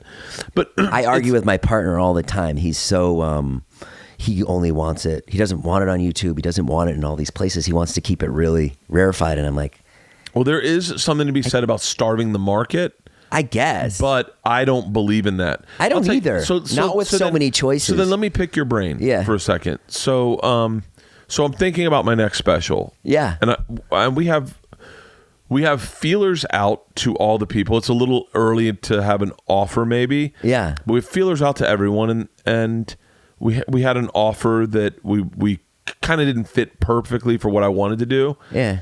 And then I said, well, let's just redefine things. Like, let's just do things our own way. Yeah. So part of me was like, I said, the thing I noticed is that worked for me was the Facebook, putting a video on Facebook, viral ability of that, of people sharing it, people's ability to share it was super easy. It was very simple for someone to go, oh, I want everyone to see this. Click a button, share. That was it. Everyone says that. You were up in my feed like 5 times. So I said, okay, maybe if I give my content for a period of time to these entities like the Chive or Barstool Sports or Bro Bible or all these things, and I said, hey, here's my special, air it. Or what if I said, I like that. Or what if I said, here's a couple clips, they're exclusively yours, take this, or what if I said maybe another one of my ideas, and I think YouTube's a little too young for me, but I was like, what if I said to like H3H3 or someone said, hey, here's a clip, or here's my whole special. Air my special H3H3. Yeah, air my special. Ethan, air my special. Let's split ad sales and air my special. I love You be my provider. That's what you have to do. But like part of me goes, why not that? Like people like Netflix because it's free. Like they like it, or not free, but like it's just free. you can get it right away. Yeah. I watched Bert's special on the last one he did for Netflix. I watched it on YouTube. I was You like, did? Well, yeah. I was like, How did it get on YouTube? Someone pirated it? Really? I said my special went on YouTube, and some Asian guy called it "funny fat guy talking," funny naked guy talking, and it had like 40 million views. And I was like, yeah, why wouldn't I get it? Why wouldn't I put it where people are watching things first? YouTube's where it's at, man. That's where kids watch everything. I don't think I don't know what your audience. I mean, like, but I feel like you're someone who doesn't like rest on what's going on. You've got to do that. I mean, unless you can get a ton of money from Netflix, but if you have ideas like that, I'd love that. Part of me goes like, I think I said to Leanne, it's hard to find anything on Netflix. By the by, how the fuck do you find anything? I can't. There's so much. You get to that front page, there's 8 choices. Yeah. I didn't know Bill Burr had a special on Netflix. Oh, Bill Burr's the reason Netflix is big. He's the reason. Really? He is the reason people go to do comedy on Netflix. Oh. He is the reason. He blew it open? He blew Netflix open, which is the argument should be made, because there's plenty of people who have Netflix specials who aren't selling tickets. The argument should be made, good people find good specials. Right. That's all that you need to say. People find good specials. Right. But you can't, like Stanhope's special on CISO is one of the best specials I've ever seen. And it did not get blown up because CISO was... Joey Diaz is a great special on CISO, but CISO is just so complicated to get to that you never got to CISO. So part of me goes, make it easy as fuck. The other part of me was like, why not? I wish I had a place where I could... Like, why not charge $1 for my special, $2 for my special, put it on iTunes? Why not charge $2 for my special, put it on my YouTube or so, like, find a different way to put content out. We're at an impasse where is the network helping you, or are you helping them? And that's where you have to think about it. You know what I mean? Like, yeah. It might be to the point where, fuck, man, Bill Burr's got more fans than Showtime. I wanted so badly build a... He's helping them. I wanted him to just fucking bounce off Netflix and start All Things Comedy and put his specials there, and then all us go under him. Who owns that? We do. Oh, you are All Things Comedy? Yeah. So All Things Comedy is a podcast network. And a distribution network. Like, we make content as well. And who runs that? Me, Bill, Al, Tom Segura, and Ari Shafir, and Dave Anthony. All of you run that? Yeah. How does that work? A little complicated. Complicated as hell. Yeah, really complicated. You hired an ad sales person. Well, we're not totally, and the 6 of you don't strike me as great businessmen and organized in any way. We have some people, Mike Bertolina, Oscar. We have a bunch of people working with us that are helping. You guys don't hire me as people that would hire good people. We've got Soapbox Media is helping us out. We're in conjunction with them. And we're trying to create content, but I think I'll give you this. I definitely have heard of it, and I know that there's good shows on there. Well, so that's good. I did a cooking show with the Sklar brothers the other day. You did? Yeah. Are they on the All Things Comedy? I think their new podcast. No, maybe not. Their new podcast is Earwolf. Or maybe not No, I Earwolf. think They're old podcasts. No, they is Earwolf. left. They left. They have a new podcast. They did it. Mid-roll, maybe? I don't know. I'm not sure. Anyway. Well, that's exciting that you have a podcast I have company. a cooking show called Something's Burning. Is that an audio show? It's just a video. Where do you do that? I do it anywhere. So we did it at someone's house the other day with the Sklar brothers. Where does it live? On your YouTube channel? We're just editing them, and once we get a bunch, we're going to start airing them. I think on YouTube, on All Things Comedy, put them out everywhere so people find them. So if I go to the website All Things Comedy, I can get a ton of content there. I think sounds that's like our it goal. sounds like I'm reading an ad for you. That's our goal. So if I go to this website, So you're telling me allthingscomedy.com backslash. But like And for a limited time, do you ever feel like, what if you guys subtracted YouTube out of the equation and just put your content on your own website? Could that happen? yeah, that could happen. But the system's set up so well, and the money's too good to. Do you like, find fuck with yourself? it. Do you find yourself as being older and with more experience in the business than any of these kids? Do you find yourself ever going to the old paradigm, like guys, this should be a show, or we could take this and do this? I started doing that when I first started, and I gave it up. Really? There's no reason to have a show Yeah. because the minute that executive comes in, They ruin it. they fucking ruin it. It's over. And you guys know what? When people watch your stand-up clips, and people, that's unfiltered, man. Yeah. Oh, there's no editing. There's no go between there. It did because your ex is Yeah. an executive. Executive, yeah. Did she ever look at it and go, "Here's what you need to do"? No, she just thinks it's bizarre, and she never got it, and she still doesn't get it, and Really? she hates it. Yeah, There's gotta be I a mean, you part saw of- on the vlog on Saturday. I was trying to get her into the vlog. Yeah. She just hates it. She hates being on camera. She hates the idea of YouTube, and then obviously it's a threat to her business, which is television. Yeah. And you know, it's just where I landed. I'm here. I'd love to do stand up again. I'd love to make another movie again. So you guys are going to go on tour But the thing about YouTube is that you have to feed that beast. every day. You can take a month off. You could hit the road hard, and you're like, you know what, Leanne, I'm going to take 3 weeks off in December, right? Yeah. And it's fine. I can't do that. At all. No, I can't skip 3 weeks. I'm already stressing Christmas with my kids and how I'm going to come up with those videos. Really? Because they're going to be off, and then I won't have a nanny or anything. But I have to figure that out. Really? The thing I love about Joe Rogan's podcast and your podcast, like you post whenever you want, right? I post every Wednesday. You post every Wednesday. Yeah. But I noticed Joe Rogan, it's like some weeks you'll get like 3, and then he'll go dark for a few days, and then he'll put one out, right? There's no rhyme or reason to his. He'll go. We're Thursdays.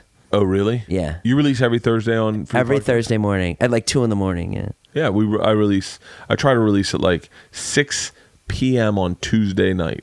And you keep it right there at that hour, huh? That's nice for people. Oh, That's so that that's it's- the so little that- things. That's nice. If you can do that, So that it's there for everyone Wednesday morning when they go to work. It's on across all platforms. 6 p.m. Tuesday night. Because that's ultimately when Libsyn switches over. Yeah. And so I used to do it because I used to track it all myself. Yeah. So I used to get into the tracking of it, but And when yeah, you say all platforms, the All Things Comedy website, iTunes, YouTube. iTunes, YouTube. You put it on YouTube. I put it on YouTube, yeah. It's so dope. Yeah, I put this camera, it's a wide shot. I'd like to step things up. We just Oh, talked- you videotape this? Yeah. Have this been If you videotaped want- the whole time? If you want any of this footage, it's yours. You know, I took a bunch too, but that's- Wait, I want to talk to you about. We should wrap it up. Are we still going for a hike? Can you still go for a if hike? you're down, yeah, I'm down. Yeah, I would love to go for a hike. voiceover at. How much time have we done? Okay. Well, I want to talk to you about equipment. Yeah, tell me. So, like, that This was is probably. the camera to get. What's I'll say that? it on the mic. This is the camera. What is it? It's a Canon 80D, and you know why? Because it has autofocus, and Yeah. and an idiot can work it. And So when I go, vlogging is all about swinging. So let's say Leanne's on this side of the room and you're on this side of the room. With other cameras, you go like that, and there's a lag, a blur. yeah, This is the fucking camera. really. Yeah, my card's full right now, but it's a Canon 80D. It's got No mic. It's got the LED, the window that comes out, Yeah, so you can see yourself. yeah. It sits on your car. It can sit on your car dash. Wow, it looked good. You look great. I look good in this camera. This is here. This was as far as I got into it. And this is GSX? Yeah, GSX. Let me see. This is a great picture. Per Casey's recommendation. And I shot everything with that. Like, I loved that camera. I think this is a lot better because it's smaller. It was smaller for me so I could put it in my mine. pocket and travel with it. Yeah. I was outside your door trying to vlog with this and I had coffee and I dropped my phone. It's a lot. Yeah, this camera was great. I like to get a bigger camera. I really enjoyed the technology of it. Like, that's what I really got into. Of the camera? Of cameras, of gear. Like, that was the thing that probably drew me the quickest to it, was like a charging station, like setting up everything to charge and then going in and being like, and I think what it did was it morphed into what I think I'm better at, and that is shooting Instagram videos. My Instagram's blown up by about 100,000 people in the last couple months. Yeah, I see you're on there a lot. It's good. And so what I do is I shoot promo videos and I shoot stuff, but I light it. I do audio and I shoot with these, not the best camera in my opinion. Those whatever this we're shooting this with. What is that, 4K? It's a 4K, but it's like, how is who that? the fuck can use 4K? Because the goddamn, you need a 180 gigabyte card to shoot 4K. So like, it's fucking ridiculous. It doesn't make sense, does it? Yeah, and so I like your Instagram stories when they're. I just love the regular stuff, like this with the kids. You're at softball, all that shit. I love so much. I think that's what people respond to. I learned a lot from Casey Neistat, who talked about Snapchat stories. Yeah. And he said I look at Snapchat stories as a story. It's that those stories should build to something and end to something. Yeah. Because I like those. And I was like, yeah, that's me. But then I also go, my digital thumbprint is more of like, I I started Instagram and Facebook, all that for my friends to see my life, go, oh yeah, I grew up with you is what I'm doing. And I never had that separation of church and state where I'm Bert Kreischer, the comedian. This is my propaganda. I was like, no, this is my life. If you want to see my life, this is Isla's softball game. This is... Some people, the younger generation looks at it differently. They look at it like, let me show you an edited, constructed version of my life. I don't like that. I understand why you don't like it. And, but it's almost like this, it's almost like a higher level of thinking. I understand why you don't like it. It feels soulless. It's Daniel Tosh. I know from Daniel Tosh is that show, but it's Daniel Tosh versus, what did Daniel Tosh do? Versus, I'm trying to say who it would be, versus Richard Pryor. So like, I think Tosh is great. I love Tosh. I wouldn't want him to do other than what he's doing, but he does not let you know who he is. Like, you only know what he lets you know. I like that. Richard Pryor is like, nah, you get everything. And I've always been more of a Richard Pryor, more of a Sam Kinison, more of like, hey, this is everything about me, all my warts, all my fucking bad stuff, my good stuff. It served me well, but it has brought me a lot of headache. Like, for instance, when we did the podcast with Rogan and Segura and Ari, they asked me how much I drank in the podcast. And this was the beginning of this challenge, the Sober October. I didn't realize it at the time, but like in my head, I definitely thought to myself, I could lie to them right now and then not have to deal with this. Right. Or I can play the cards that I've been playing my whole life and just be 100% honest and tell them how much I drink. Yeah. And know as a fan that I've always appreciated honesty, like with Richard Pryor and Sam Kinison, and I don't want to hear the lie. Yeah. I don't want to hear the concocted. That's why Kevin Spacey's dealing with this right now. Someone should have vetted the fact that he wants to fuck boys a long time ago. Yeah. But instead, we got the Hollywood manufactured bullshit of him, and I find it gross. I'll tell you everything wrong with me. And so I told them I drink. How much were you drinking? 6 doubles a night. And they were like, I don't know what a double is. It's 2 shots of booze. It's basically 12 drinks. 6 doubles a night. Yeah, 6. Well, by the way, that was conservative. Did the other boys drink? No. They don't. No, they would have a couple drinks. I know Ari Shaffir probably doesn't drink. He drinks a little bit more than either of those two. But a lot of those guys are into weed too. Yeah, they're all into weed. And so if I had said, like, I have 120 milligrams of marijuana before I went to bed, they probably would have been like, well, that's acceptable, which is, it's more than any amount that anyone would ever have. Right. But those guys would all eat it and be like, no, that's what you do. Right. For me, and drinking is worse for you than marijuana. But I was just honest. And look, I definitely regretted it that night. That night I laid in bed and I was like, I should have lied. I should have lied. I should have lied. But I think a lot of people heard that moment where I said that, and Joe got very serious, and Ari and Tom were both like, wow, this is taking a turn that no one expected, or whatever. I don't know. I definitely I overthought that a bunch after that. Have you ever thought about going to Alcoholics Anonymous? Never. And I will never fucking go. Tell me about that. I will never fucking go. Why not? Because I think...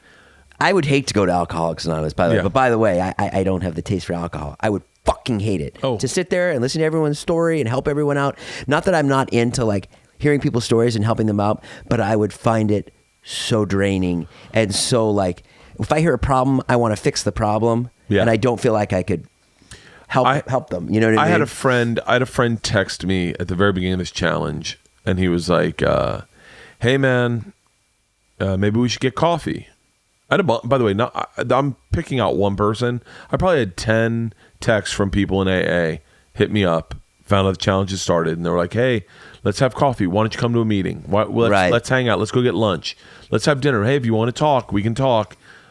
And all of them said the same thing. One day at a time, man. One day at a time. I was like, no, 31 days and I'm done. And then I go back. Right. I was like, 31 days. I can't look at one day at a time. Actually gave me panic. The idea that it was one day at a time for the rest of your life, one day at a time forever. Fucking that infinite amount freaked me out. Sure. And I was like, no, I can do 31 days. I could do 90 days. I could do a year.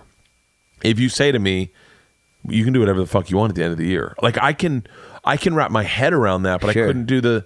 And then inevitably, with all my friends that were all in AA, they would talk to me about what they perceived as my problem, and then it would all spiral right back to them and their problems. Yes. And then I ended up with a couple of friends sitting on the phone for an hour talking about them.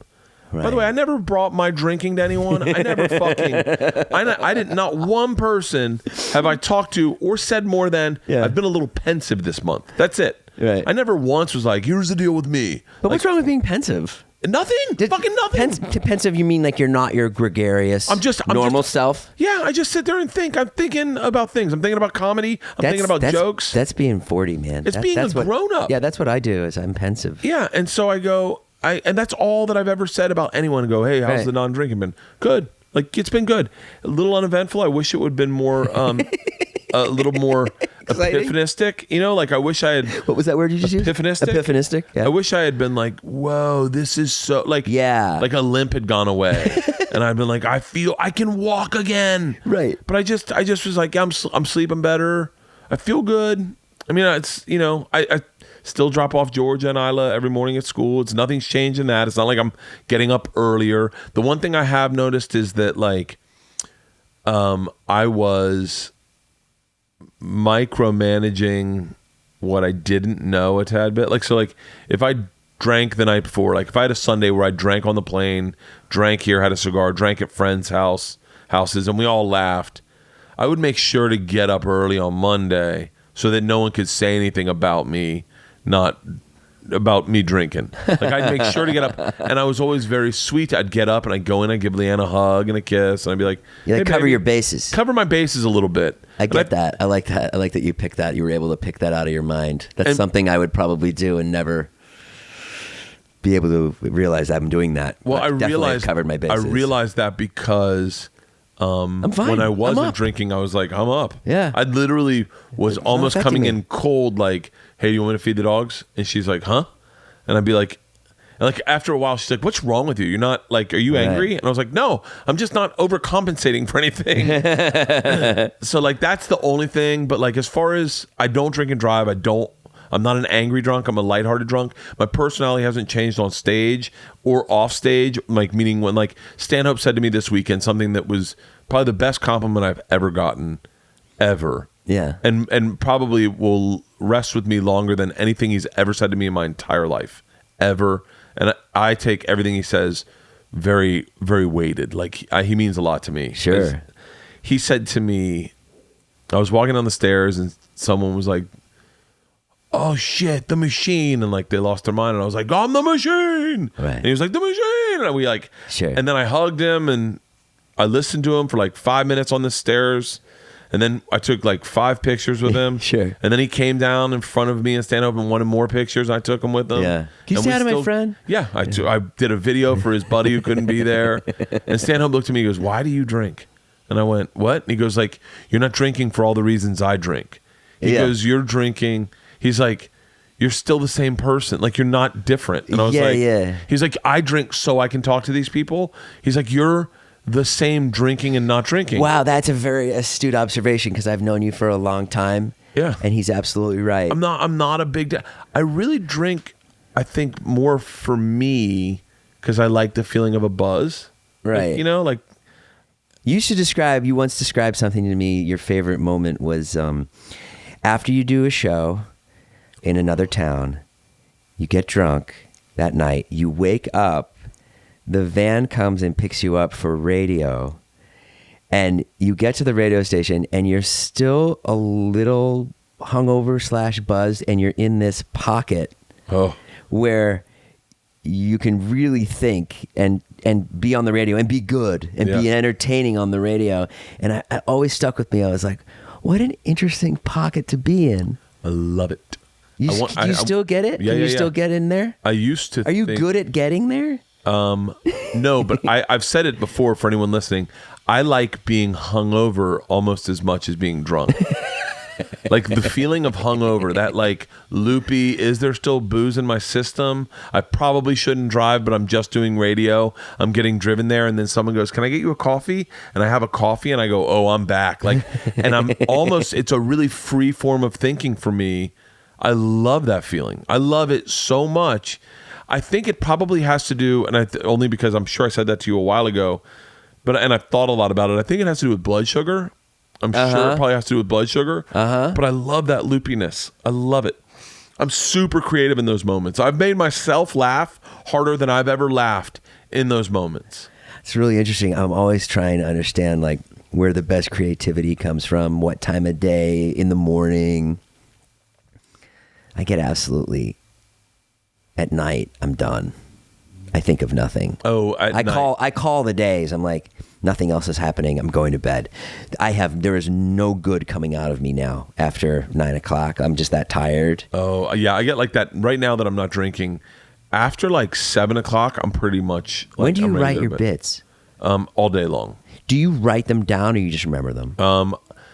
If it's an odd thought, I'll write it down. So like, But like 2 words in your phone. I'll give you an example. Like mostly in my phone these days, I've only because Rogan said I didn't do it enough, and I didn't. Once again, it was one of those lying to yourself moments where we're like, I write all the time. And then I was like, well, actually, I don't really sit down with pen to paper enough. So I kept a diary this month of all my feelings throughout every day, be it short or long, just like trying to track my thoughts about this. But for the most part, I will think of a premise and I'll just put it in my notes. Like, Read something out of your notes right now.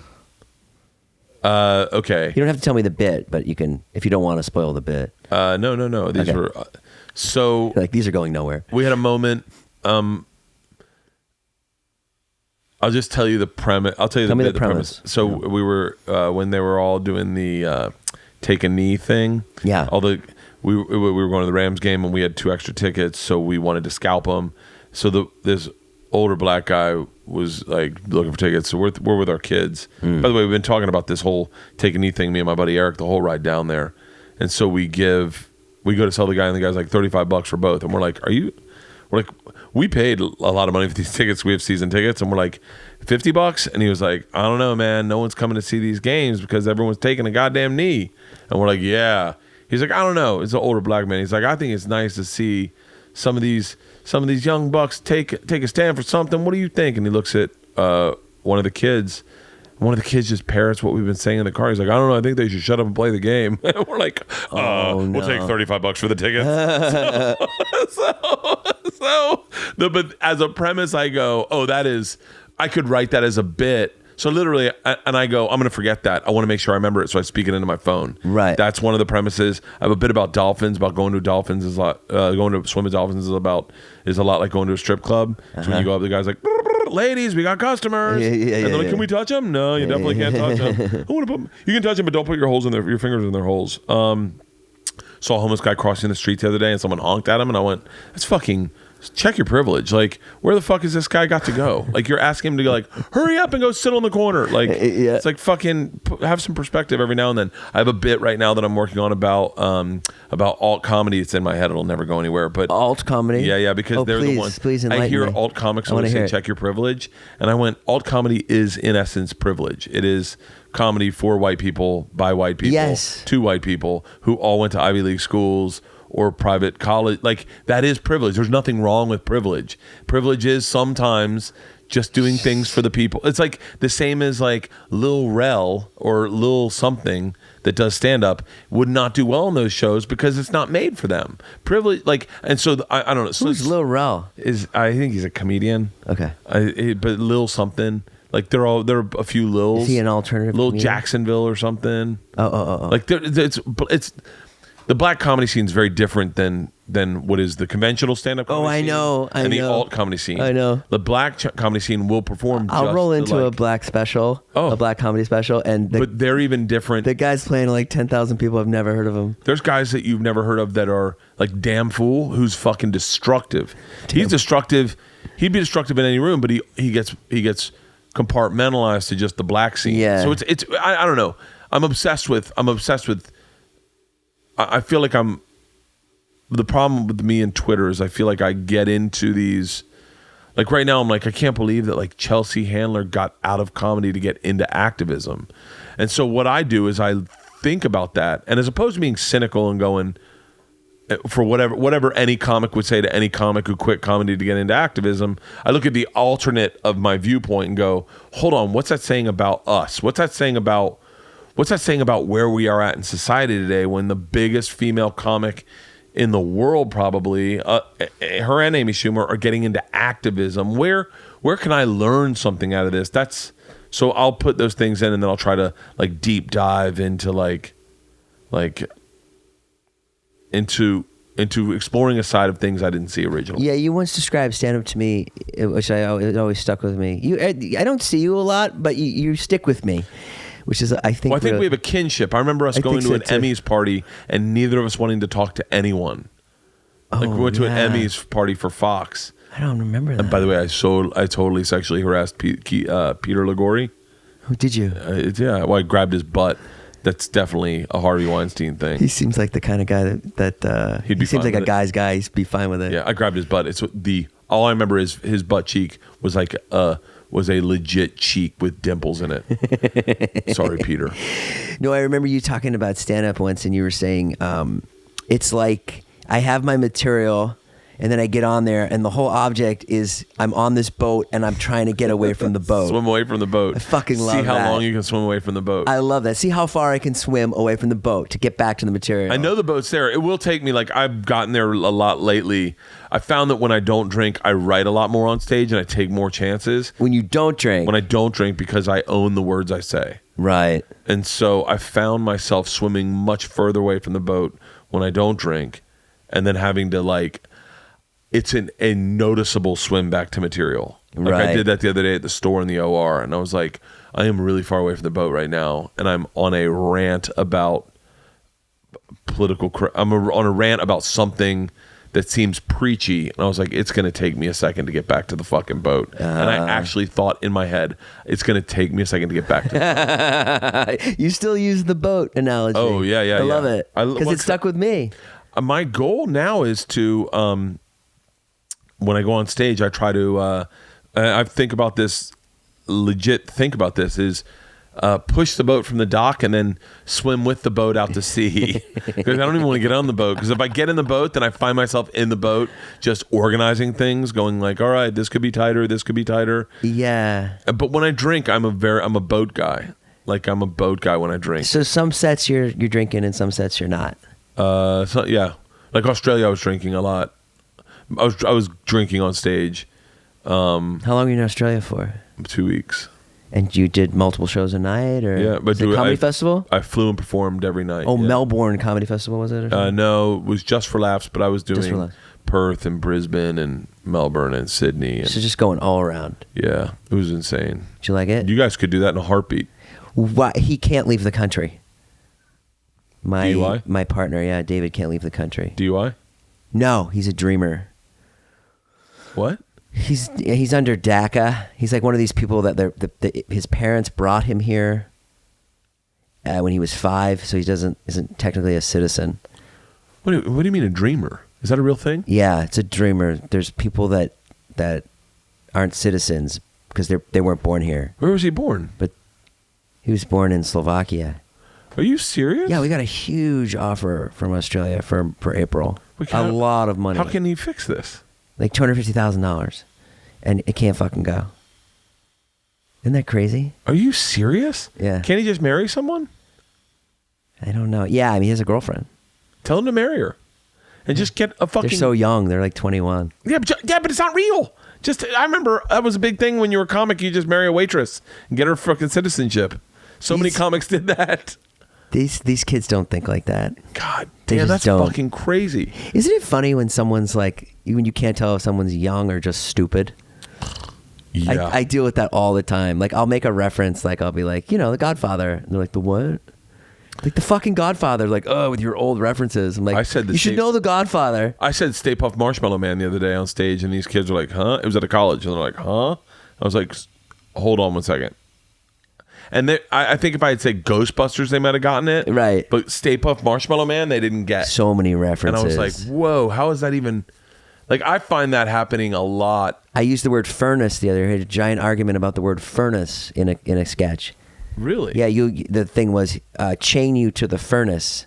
And they were like, what the fuck are you talking about? What the fuck's a furnace? Are you shitting me? Yeah, they're like, let's say refrigerator. I'm like, it's not as funny. Yeah.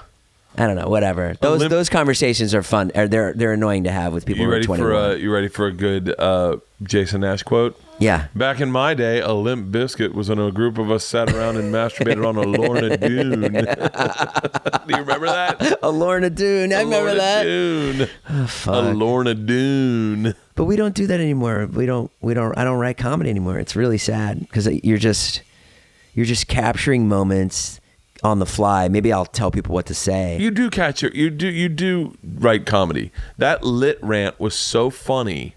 Tell me, But that was improvised. Yeah, but that's different. It's Really? not writing comedy. It's not sitting down with your pen and saying like, "Here, let me explore the homeless guy crossing the street and white privilege with your pen." I don't do that anymore, and I'd like to.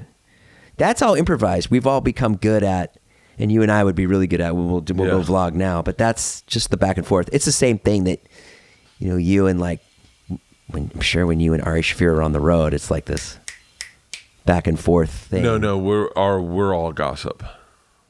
You guys don't do bits; you just gossip. No, we just right now we talk about like. We do endless bits.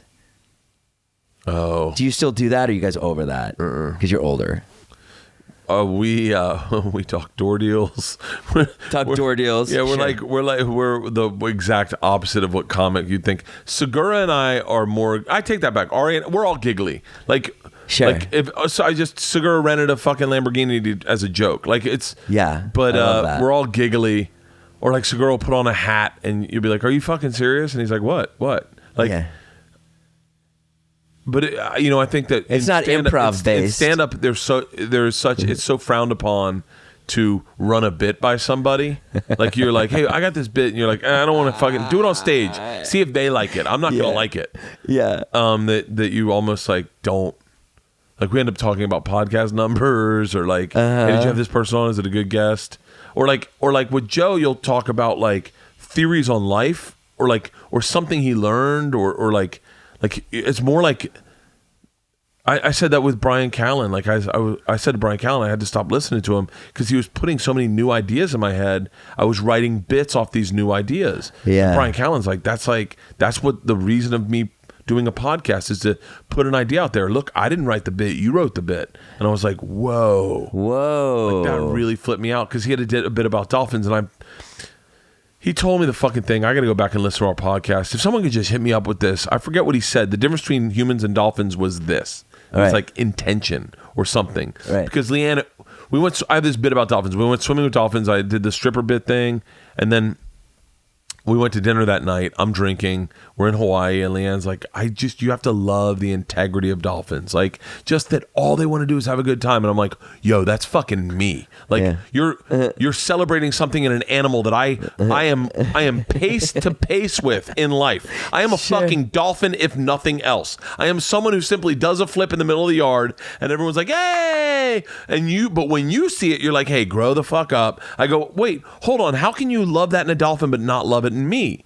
And like I leave my yoga mat in the middle of the floor, dolphin-esque. Like, I don't see that it's And that's the bit that you worked out. Callan said something, and I forget what it is, but he said, oh, you know the difference between dolphins and humans, and he said it. And I went, that's the thing he said that made me think the thing. And he was like, that's still your bit. It's still my bit, but I had a problem. I have a thing with integrity. I go, if I wasn't dead alone by myself in my thoughts thinking of the bit, then it's not mine. Like if I'm watching a movie or reading a Kurt Vonnegut book, by the way, who wrote a bit in Jitterbug perfume about dolphins that is almost part and part what this bit is, that I go, then it's not my idea. But then the question becomes, where does an idea come from if you don't accrue it from your surroundings, you know? Yeah. What about when you have a joke that you honestly came up with? Yeah. And then someone goes, oh, that's so-and-so's joke. You just stop doing it? Is that what you do? Yes and no. Well, like I have jokes. I have a joke that I won't say the joke, but a friend of mine reached out to me and was like, yo, just so you know, this guy has a joke very similar to your joke. And I was like, yeah, but in my head, I was like, his joke doesn't apply because it's not accurate. Right. And I think I saw that angle of his joke probably earlier and was like, oh, it needs to be a little more mature of a joke. And so I took it a different direction. And I was like, I appreciate that there's a similarity in them. But first of all, I definitely wrote mine, and his is wrong. It would be like if you had a joke about the military and I had a joke about the military. Right. And your premise was they don't let women serve in the military. And I was like, hold on, they actually do. Yeah. That actually is. I get it. Yeah, it's a fallacy as opposed to a joke. Right. Like I get that you have a funny bit about women fighting, but you can't say they don't let women in the military. Right. And then I was like, well, my joke's about Lithuania. They don't let women in the military. That's actually not entirely like what my joke is. No, but I get the. But mine was a derivation of that was accurate. So you said, yeah, it's your joke. Yeah, it's by the way, it's a hacky joke in its essence, but that happens, and then I'll go, yeah, I won't. Maybe I won't do it on a special because I see it as being hacky, but I definitely wrote it, so I'll say it whenever I want to say it. So what about why do you do jokes that are hacky? Sometimes I do it to connect tissue, like a ligament. Now you're sounding very smart. So like I'll connecting tissue. Sometimes I had if I want to make a bigger point about something, it gets you to the next thing. It's a quick get. It's it's a quick transition sometimes. Like I have this story about Ralph Sampson. Sure. And I could never. It's really hard to start a story without a great intro or a joke to get you in. So like the machine story is very easy. The intro is so good that I don't need a joke to get into it. When I was 22, I got involved with the Russian mafia. Here's how it happened. Immediately, I've got you as a listener. Right. Like, that's a really great thing to a story. One of my favorite intros to any story ever, and I've said this over and over, everyone knows it, is Nate Bargatze and I were sitting at a table, and he goes, have I told you the story about when Joe List shit in that girl's shoe? And I went, right. I don't know where you're going with it. I know that I've already heard the end of it, but I want to listen to everything you have, and I hope it's slow. I hope you take your time with it. Yeah. So this bit about Ralph Sampson, I couldn't figure out what the integrity of this story is, and I still can't. Haven't figured it out. But all I know is that I could get there with making black guys laugh. That was a quick in. So I would use a hacky, a tired premise, maybe to get into it. But it's fine because the tired premise isn't my end all be all. It's simply a gateway into what is now going to be a 7-minute bit that is entirely original. And also, like doing YouTube or whatever, like I understand comics call that material hacky, but there's also a way of just connecting with a regular guy. Like, Bert, if you put a fucking lampshade on your head at a party, I'm gonna fucking laugh. And maybe it's Hacky. Yeah. Do you know what I mean? No, I don't So exactly I was always confused by that when I would do stand up. Hacky is. I get hacky. I get it. But I also understand. When I did stand up, I'd be like, that's hacky, that's hacky, that's hacky. And now that I don't, I just see it as like, for YouTube, like connecting with people. How am I opening these people up? Well, and that's exactly what you're saying, I guess. It's also it stands by. I think also there's a separation from me and Hack simply in the fact that I am well aware of what mechanism I use to get into my original material. Right. Like I'm aware of that. There are guys who don't know that what they're saying is not original, and I think that's what people hold issue with. Like right, yeah, I know what you mean. Like when the whole thing is like my biggest problem was always with what could be considered the alternative community, because there was this line in the sand drawn with what they thought hacky was. But what they didn't realize is that hacky is simply doing stuff other people are doing, and it's not your original idea. So I would go into the alt communities and see the same premises over and over again, or the same punchlines, or the same mechanism of like an obscure reference to a thing that no one's seen in a while but everyone got. And that was their go-to premise. I went, no. That is in essence hacky. When Patton did it, it was original. When Janine did it, it was original. When David Cross did it, it was original. You simply are witnessing what people did as originality and recreating it. Right. That is hacky. Right. So but it's so much clearer to point out in the traditional stand-up rooms, because you do see guys doing shit that is so tired because they simply aren't striving for originality. Mm-hmm. They're striving to kill. So like that was the big thing with me, is getting away from killing, like going like, I don't care that I kill, I care that I'm going in the right direction, and I think and once again my stand-up is entirely I had a moment of clarity at Ralphie's funeral, and I had this at the Wilbur, though I did the Wilbur like a year ago. Yeah, I sold it out. And I was in the back, and I was like, oh, it's so funny. I don't get to share this with anybody. Like genuinely share this moment of, fuck, I just sold 1,200 tickets. Yeah. That I don't get to share that moment that I'm playing Boston and I sold 1,200 tickets in one night. Yeah. In one night. I can share it with my managers and agents and wives and kids, but they're not going to appreciate it the way I'm appreciating it. Now, if I was in a band, we'd both appreciate it. Yeah. And we'd both be like, dude, we fucking did this. But it's not we, it's me. I did this. Way to go, Bert. That's me entirely in my own head. I'm at Ralphie's funeral, and I was like, and Ralphie was genuinely original. And I said, I'm sitting there and I went, I'm looking at people I don't technically respect in the room. right. And I'm going like, oh, this is my community. And I was like, no. It's me. It's just me. It's always been just me. Like as just much as it is just me who sells the tickets, it's just me when I go on stage, and it's just me when I write it, and it's just me that connects with people, and it's just me. So whatever I want to do, I get to do. And I was like, I don't have to compare myself to this person or this person or this person, because what they do is their own thing. And I can see them individually as people, but for some reason, I'm looking at myself in the collective. I shouldn't. I should just realize that whatever I want to do, I get to do. That no one gets to tell me what not to do.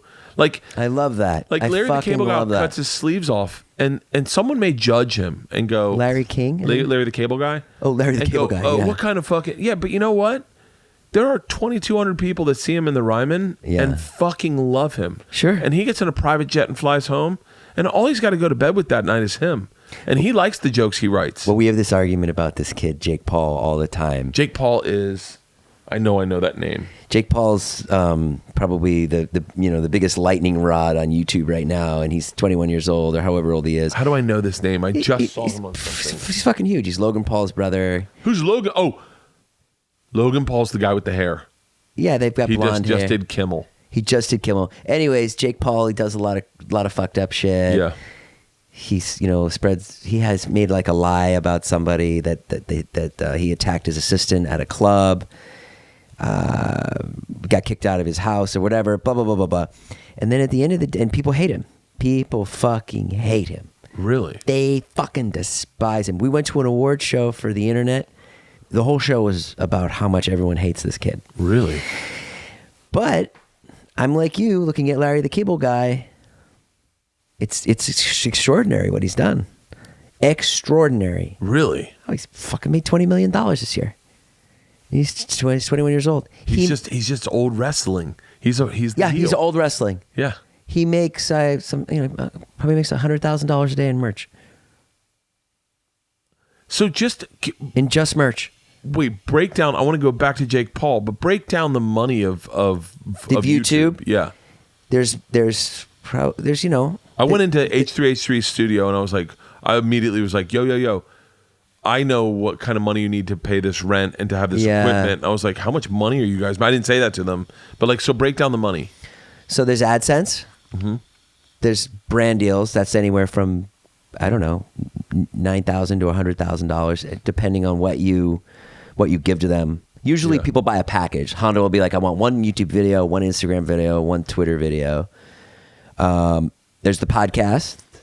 There's live podcasts. There's ads on the podcast. And then, that's it. That's the main things I'm working on. And then I want to write a TV show, but I won't. You won't? Because I'm too stuck. I'm chained to this vlogging. Wait, can I pitch you my idea? Yeah, please. And please tell me what you think, dead honestly. Yeah. So I lost passion for my vlog because I was just like... Do you want to know money-wise? No. Oh, okay, I can tell you. No, I can tell you what a YouTube video makes. Oh, yeah. Tell me. Yeah, I'd love to hear that. A YouTube video, if it's clean... It's got to be clean. It's got to be clean. No curse words? No curse words. Are you shitting me? And they're getting worse and worse. I had a video get demonetized because I used the word party. So you got to be careful. There goes all my videos. Yeah. So keep going.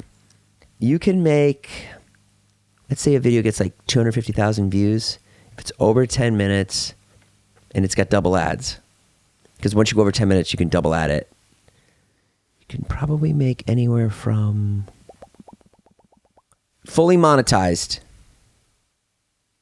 total for the year on the video, probably about $4,000. For 250 views. For 250,000, yeah. Maybe $4,000 or $5,000. But that video also might only make $2,500.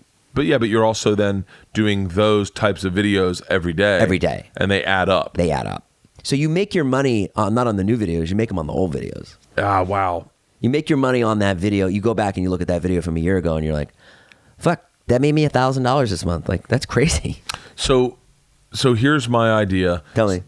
And I pitched this to Funny or Die, and they kind of bit, but we ended up doing we're doing a different show for them. I got bored with my vlog, but I still enjoyed the creative process. Sure. I enjoyed the equipment and shooting it and editing it myself. Yeah. So what I wanted to do with my vlog was continue my vlog, but in a scripted series. So what I wanted to do was, it forced the equipment onto the story. So I go in, I'm vlogging on my, whatever I have, 50 vlogs or whatever, 40 vlogs. On my 41st vlog, I'm vlogging. I go into the girls' room, and clearly they have a secret. And I'm like, what are you guys doing? They're like, nothing. We can't tell you. Right. And I'm like, guys, tell me the secret. Right. I find out in the vlog that my daughters are time traveling, that their closet can time travel. And we simply travel within my vlogs that I've already posted. I can only go to the vlogs. So I just do and so you see me doing vlogs that I had earlier done. Yeah. And my daughters and I are in the background, and you see us time traveling within those vlogs to solve problems that those vlogs have created. Okay. So I was obsessed with it because I was like, wait, I still have all the same set. I have all the same camera equipment. Right. I could do a scripted series with my daughters where I go in and we go into the closet. I'm like, I don't get it. And they're like, Dad, come out here. And then we go outside and you see someone else holding the camera with my daughters in front.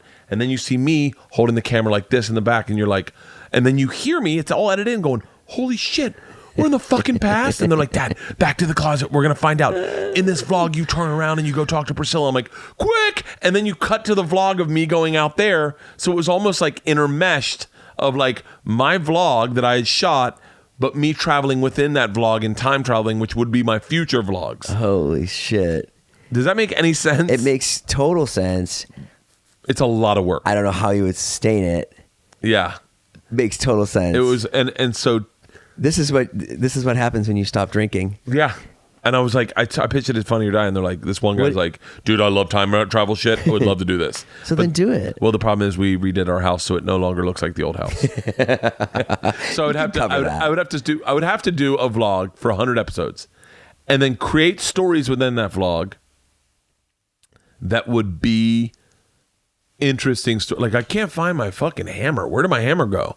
And then in the future vlog, me and the girls would go. We'd have to be using the hammer for something, and that would beget that story. It would be a cyclical. Does that make sense? Yeah, like you would be creating new episodes as you were creating new episodes. So I would shoot. Let's do it simple. I'd shoot 10 episodes of my vlog, and in each episode they would have an arc. We can't find Priscilla. Right. And I'd be like, where is Priscilla? The whole vlog, I'm looking for Priscilla. Finally, we find Priscilla. I can't believe she was here the whole time. How is that even possible? We'd shoot all 10 of those.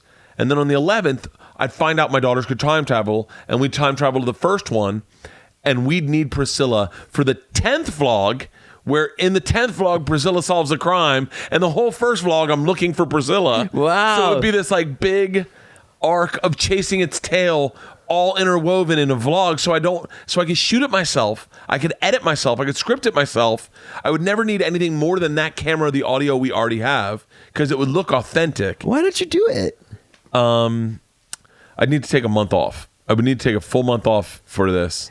But if things are too good right now, and then do stand up, right? And yeah, things are too good in stand up, and then I would probably need to hire some writers to help me script out the stories. Yes. But I need them to look authentic.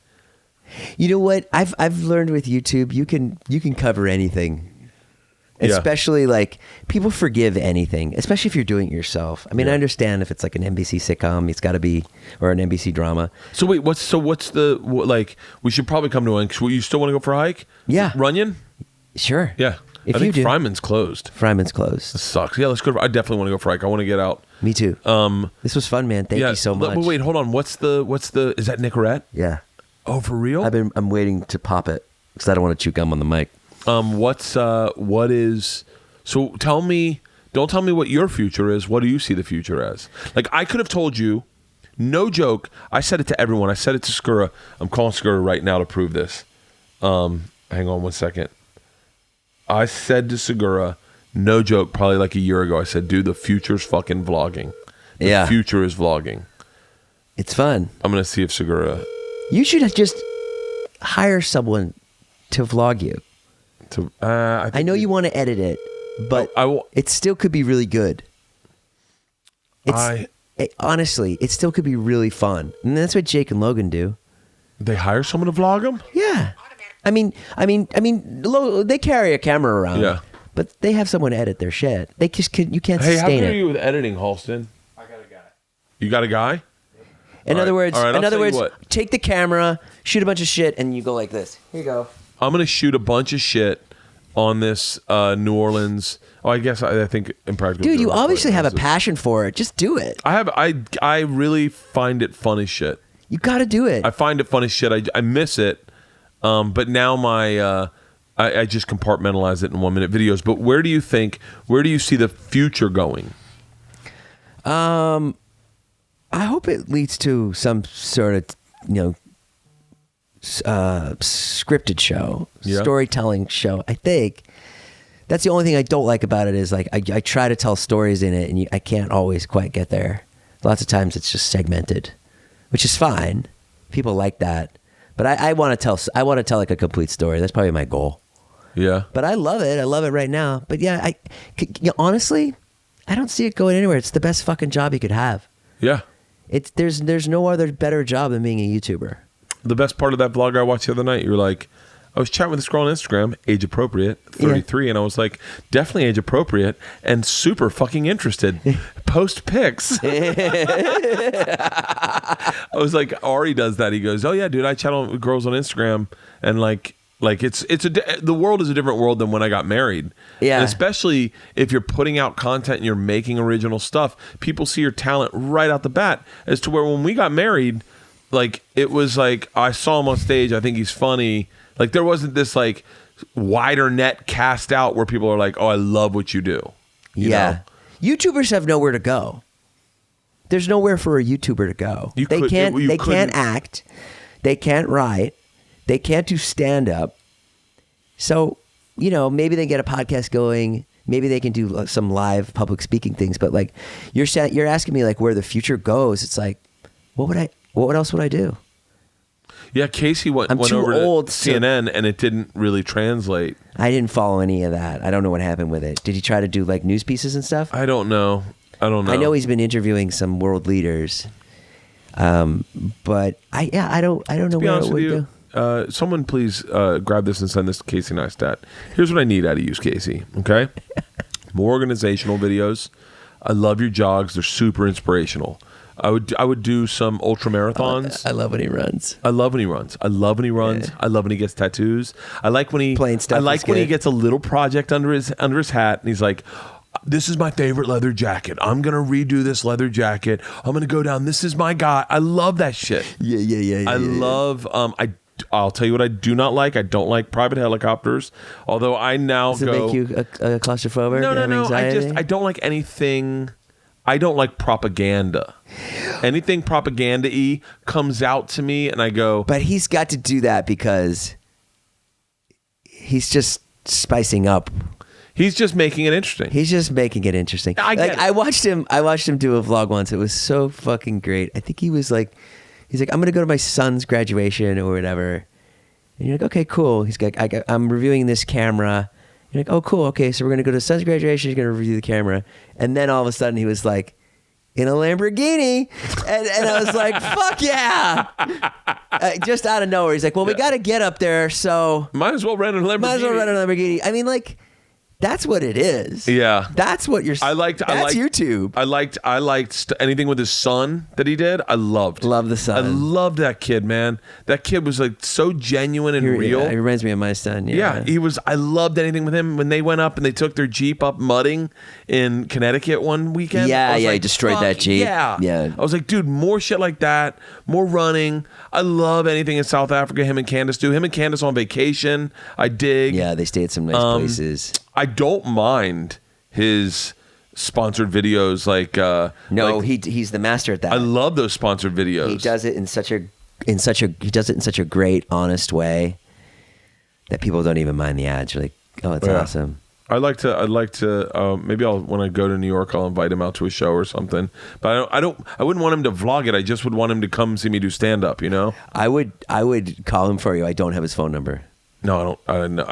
By the way, if I start hanging out with Casey Neistat, I might end up in a wrong direction because I'll start being like, fuck, maybe I'll just move in with Jason. Like, I don't need this fucking family. Leanne doesn't get me either. She's never fucking. We don't have the same interests. She listens to country music when she cleans. I want to listen to fucking hip hop. Maybe I'll just go over to the night and see if they want to get drunk tonight. Hey guys, dude, you should come over.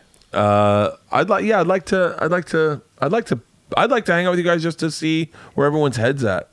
It's fun. It's really cool to hang out with people in their 20s because you get a whole different perspective. You're like, well, I'll be drinking in November. Let's make it happen in November. There was a breakup that happened amongst the group, and it was all over Twitter. It was a public war. Girl and guy, or yeah, girl and guy. Public war between them with other friends jumping in, saying stuff, and I was like, wow, that's crazy. And to them, it was like, yeah, I mean, you have to do this. You've got to protect, what the other person's saying about you. You've got to fire back. And I was like, that's wild. Can you imagine you and Leanne taking to Twitter during a fight? No, for the record, if Leanne and I break up, I will just simply destroy her on Twitter.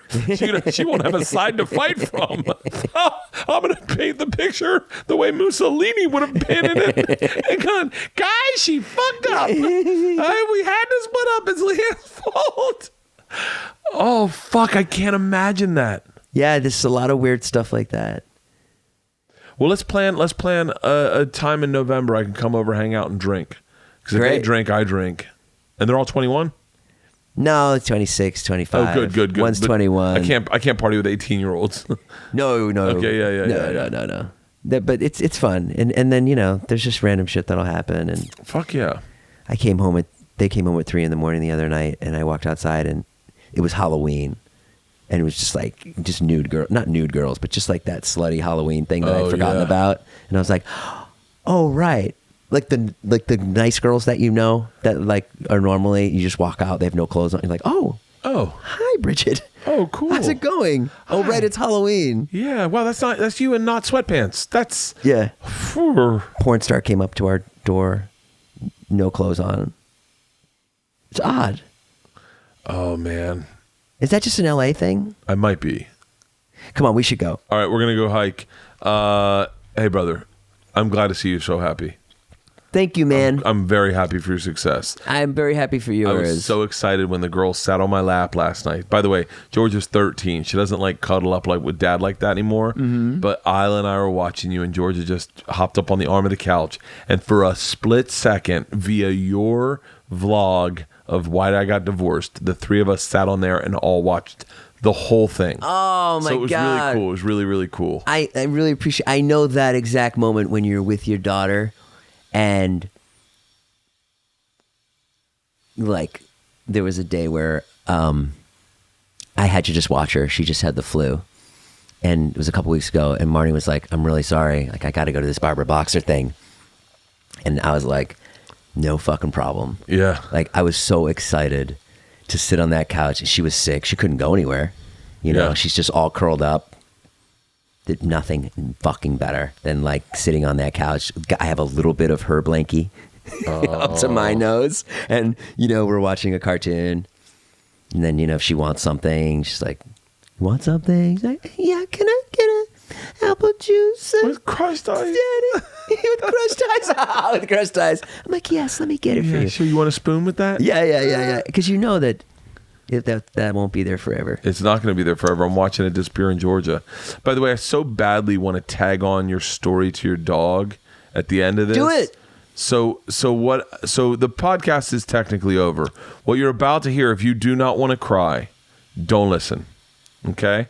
If you're alone and you're up to see if you've got a heart, this is one of the most beautiful poems anyone's ever written. And this is a testament to Jason. And I say this, I'd say this if he wasn't in the room. I'll say this with him in the room.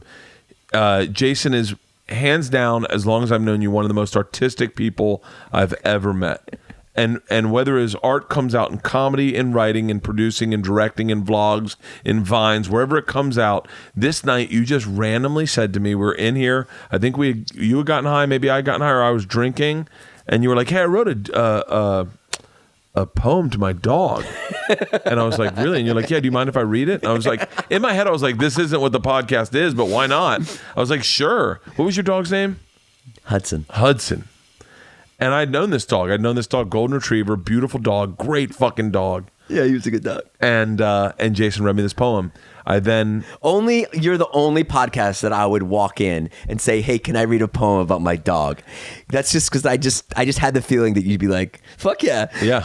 I played it for Leanne the next day in the car. When I posted the podcast, I played it for Leanne in the car. We were sitting in the driveway, and Leanne has a little bit of your ex-wife in her of like I don't have time for, what are you doing? Like, what do we need? What are we doing? Like that kind of like urgency. Type A personality. And I go, "Hey, give it a second. I want you to hear this poem." And she's like, "Fine." She's sitting there and I can see her like antsy, and then she slows down and her body relaxes. And she starts staring at the dial, like the radio dials, and it's like, and then she starts sobbing, crying. And she's like, "Oh my God, this is the most moving thing I've ever." And I was like, I fucking knew it. So we'll play that at the end. I want to hear it. I forgot to it. Oh, it's fucking great, dude. Well, listen to the podcast. I will. Yeah. I'll listen to this. Yeah, we're posting it this Wednesday. Jason, let's go for a hike. I love you, brother. I love you too, Bert. Thank you. Thank you. I love you, Hudson. Forever, boy. Best boy ever. So full of everything I am lacking. Confidence, prowess, without hesitation. Ironic that he belonged to me and my wife, two neurotic Jews standing in the pantry doing everything but wiring our mouths shut not to eat cookies. He was a chameleon. With my friend Maureen, a Latin lover. With Jeff, a focused student learning new tricks. He had it all. Golden like your Nana's jewelry. Like sun beating on a lake. His face was perfect. Majestic animal. As calming as Miles Davis's Blue and Green. As George Clooney selling you a timeshare. At the beach, I would close my eyes and listen for the patter of his feet. The earth beating beneath him. Pure beauty in motion. No better sound than that. A wet dog at full speed on the way to his home. You. The best thing he did was the way he sat still, wind blowing through his ears, his nose twitching so he could get a full read of the situation. And you could never possibly understand the situation the way he could. Or at least I couldn't. I'm someone who doesn't know if they are coming or going, and Hudson always gave me the feeling that he had all the answers because everything came so easy to him. There was nothing he couldn't do, no person or trail he couldn't conquer. I once left him outside a coffee shop and found him nuzzling with Naomi Watts. And the funny part was, you felt like he was doing her the favor. She's incredible, he said. I never want to sound braggy, so I said something like, oh, he shits in the house. Not that, but you get my point. I said something dumb and awkward, as I often do, and she was creeped out, and I left. We had a voice for him. It was a regal, man-about-town voice, and my wife and I used it to say things to each other without insulting the other person. Jesus, Jason, are you going to get a job this year or what? Hudson would say. He was cartoon-like. He was Bugs Bunny. In many ways, he wasn't real because he had no flaws.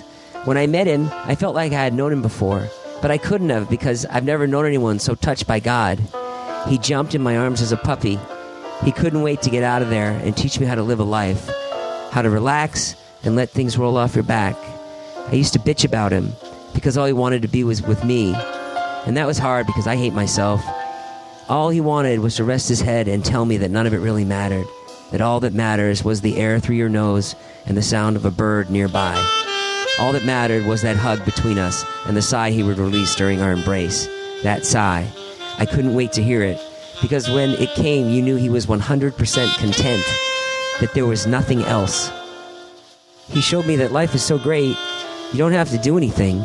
Just wait and let it happen. Let it come to you. And I never wanted a dog. My wife got him. But he liked me better because I was around more, unemployed. But he won.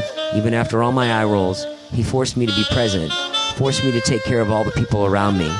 He'd bitch about the walks where he would smell flowers endlessly, but in the end, it was the absolute right thing to be doing. And that's gone now. Nobody I know with all the answers. Nobody to lead me in the right direction.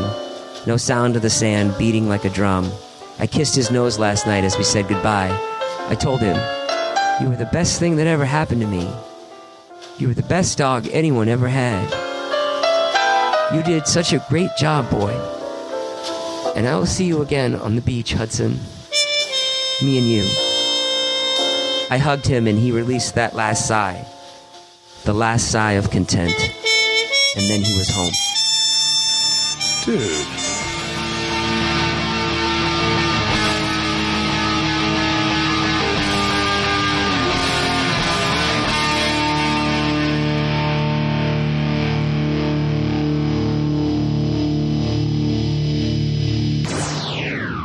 This episode was brought to you by The Machine.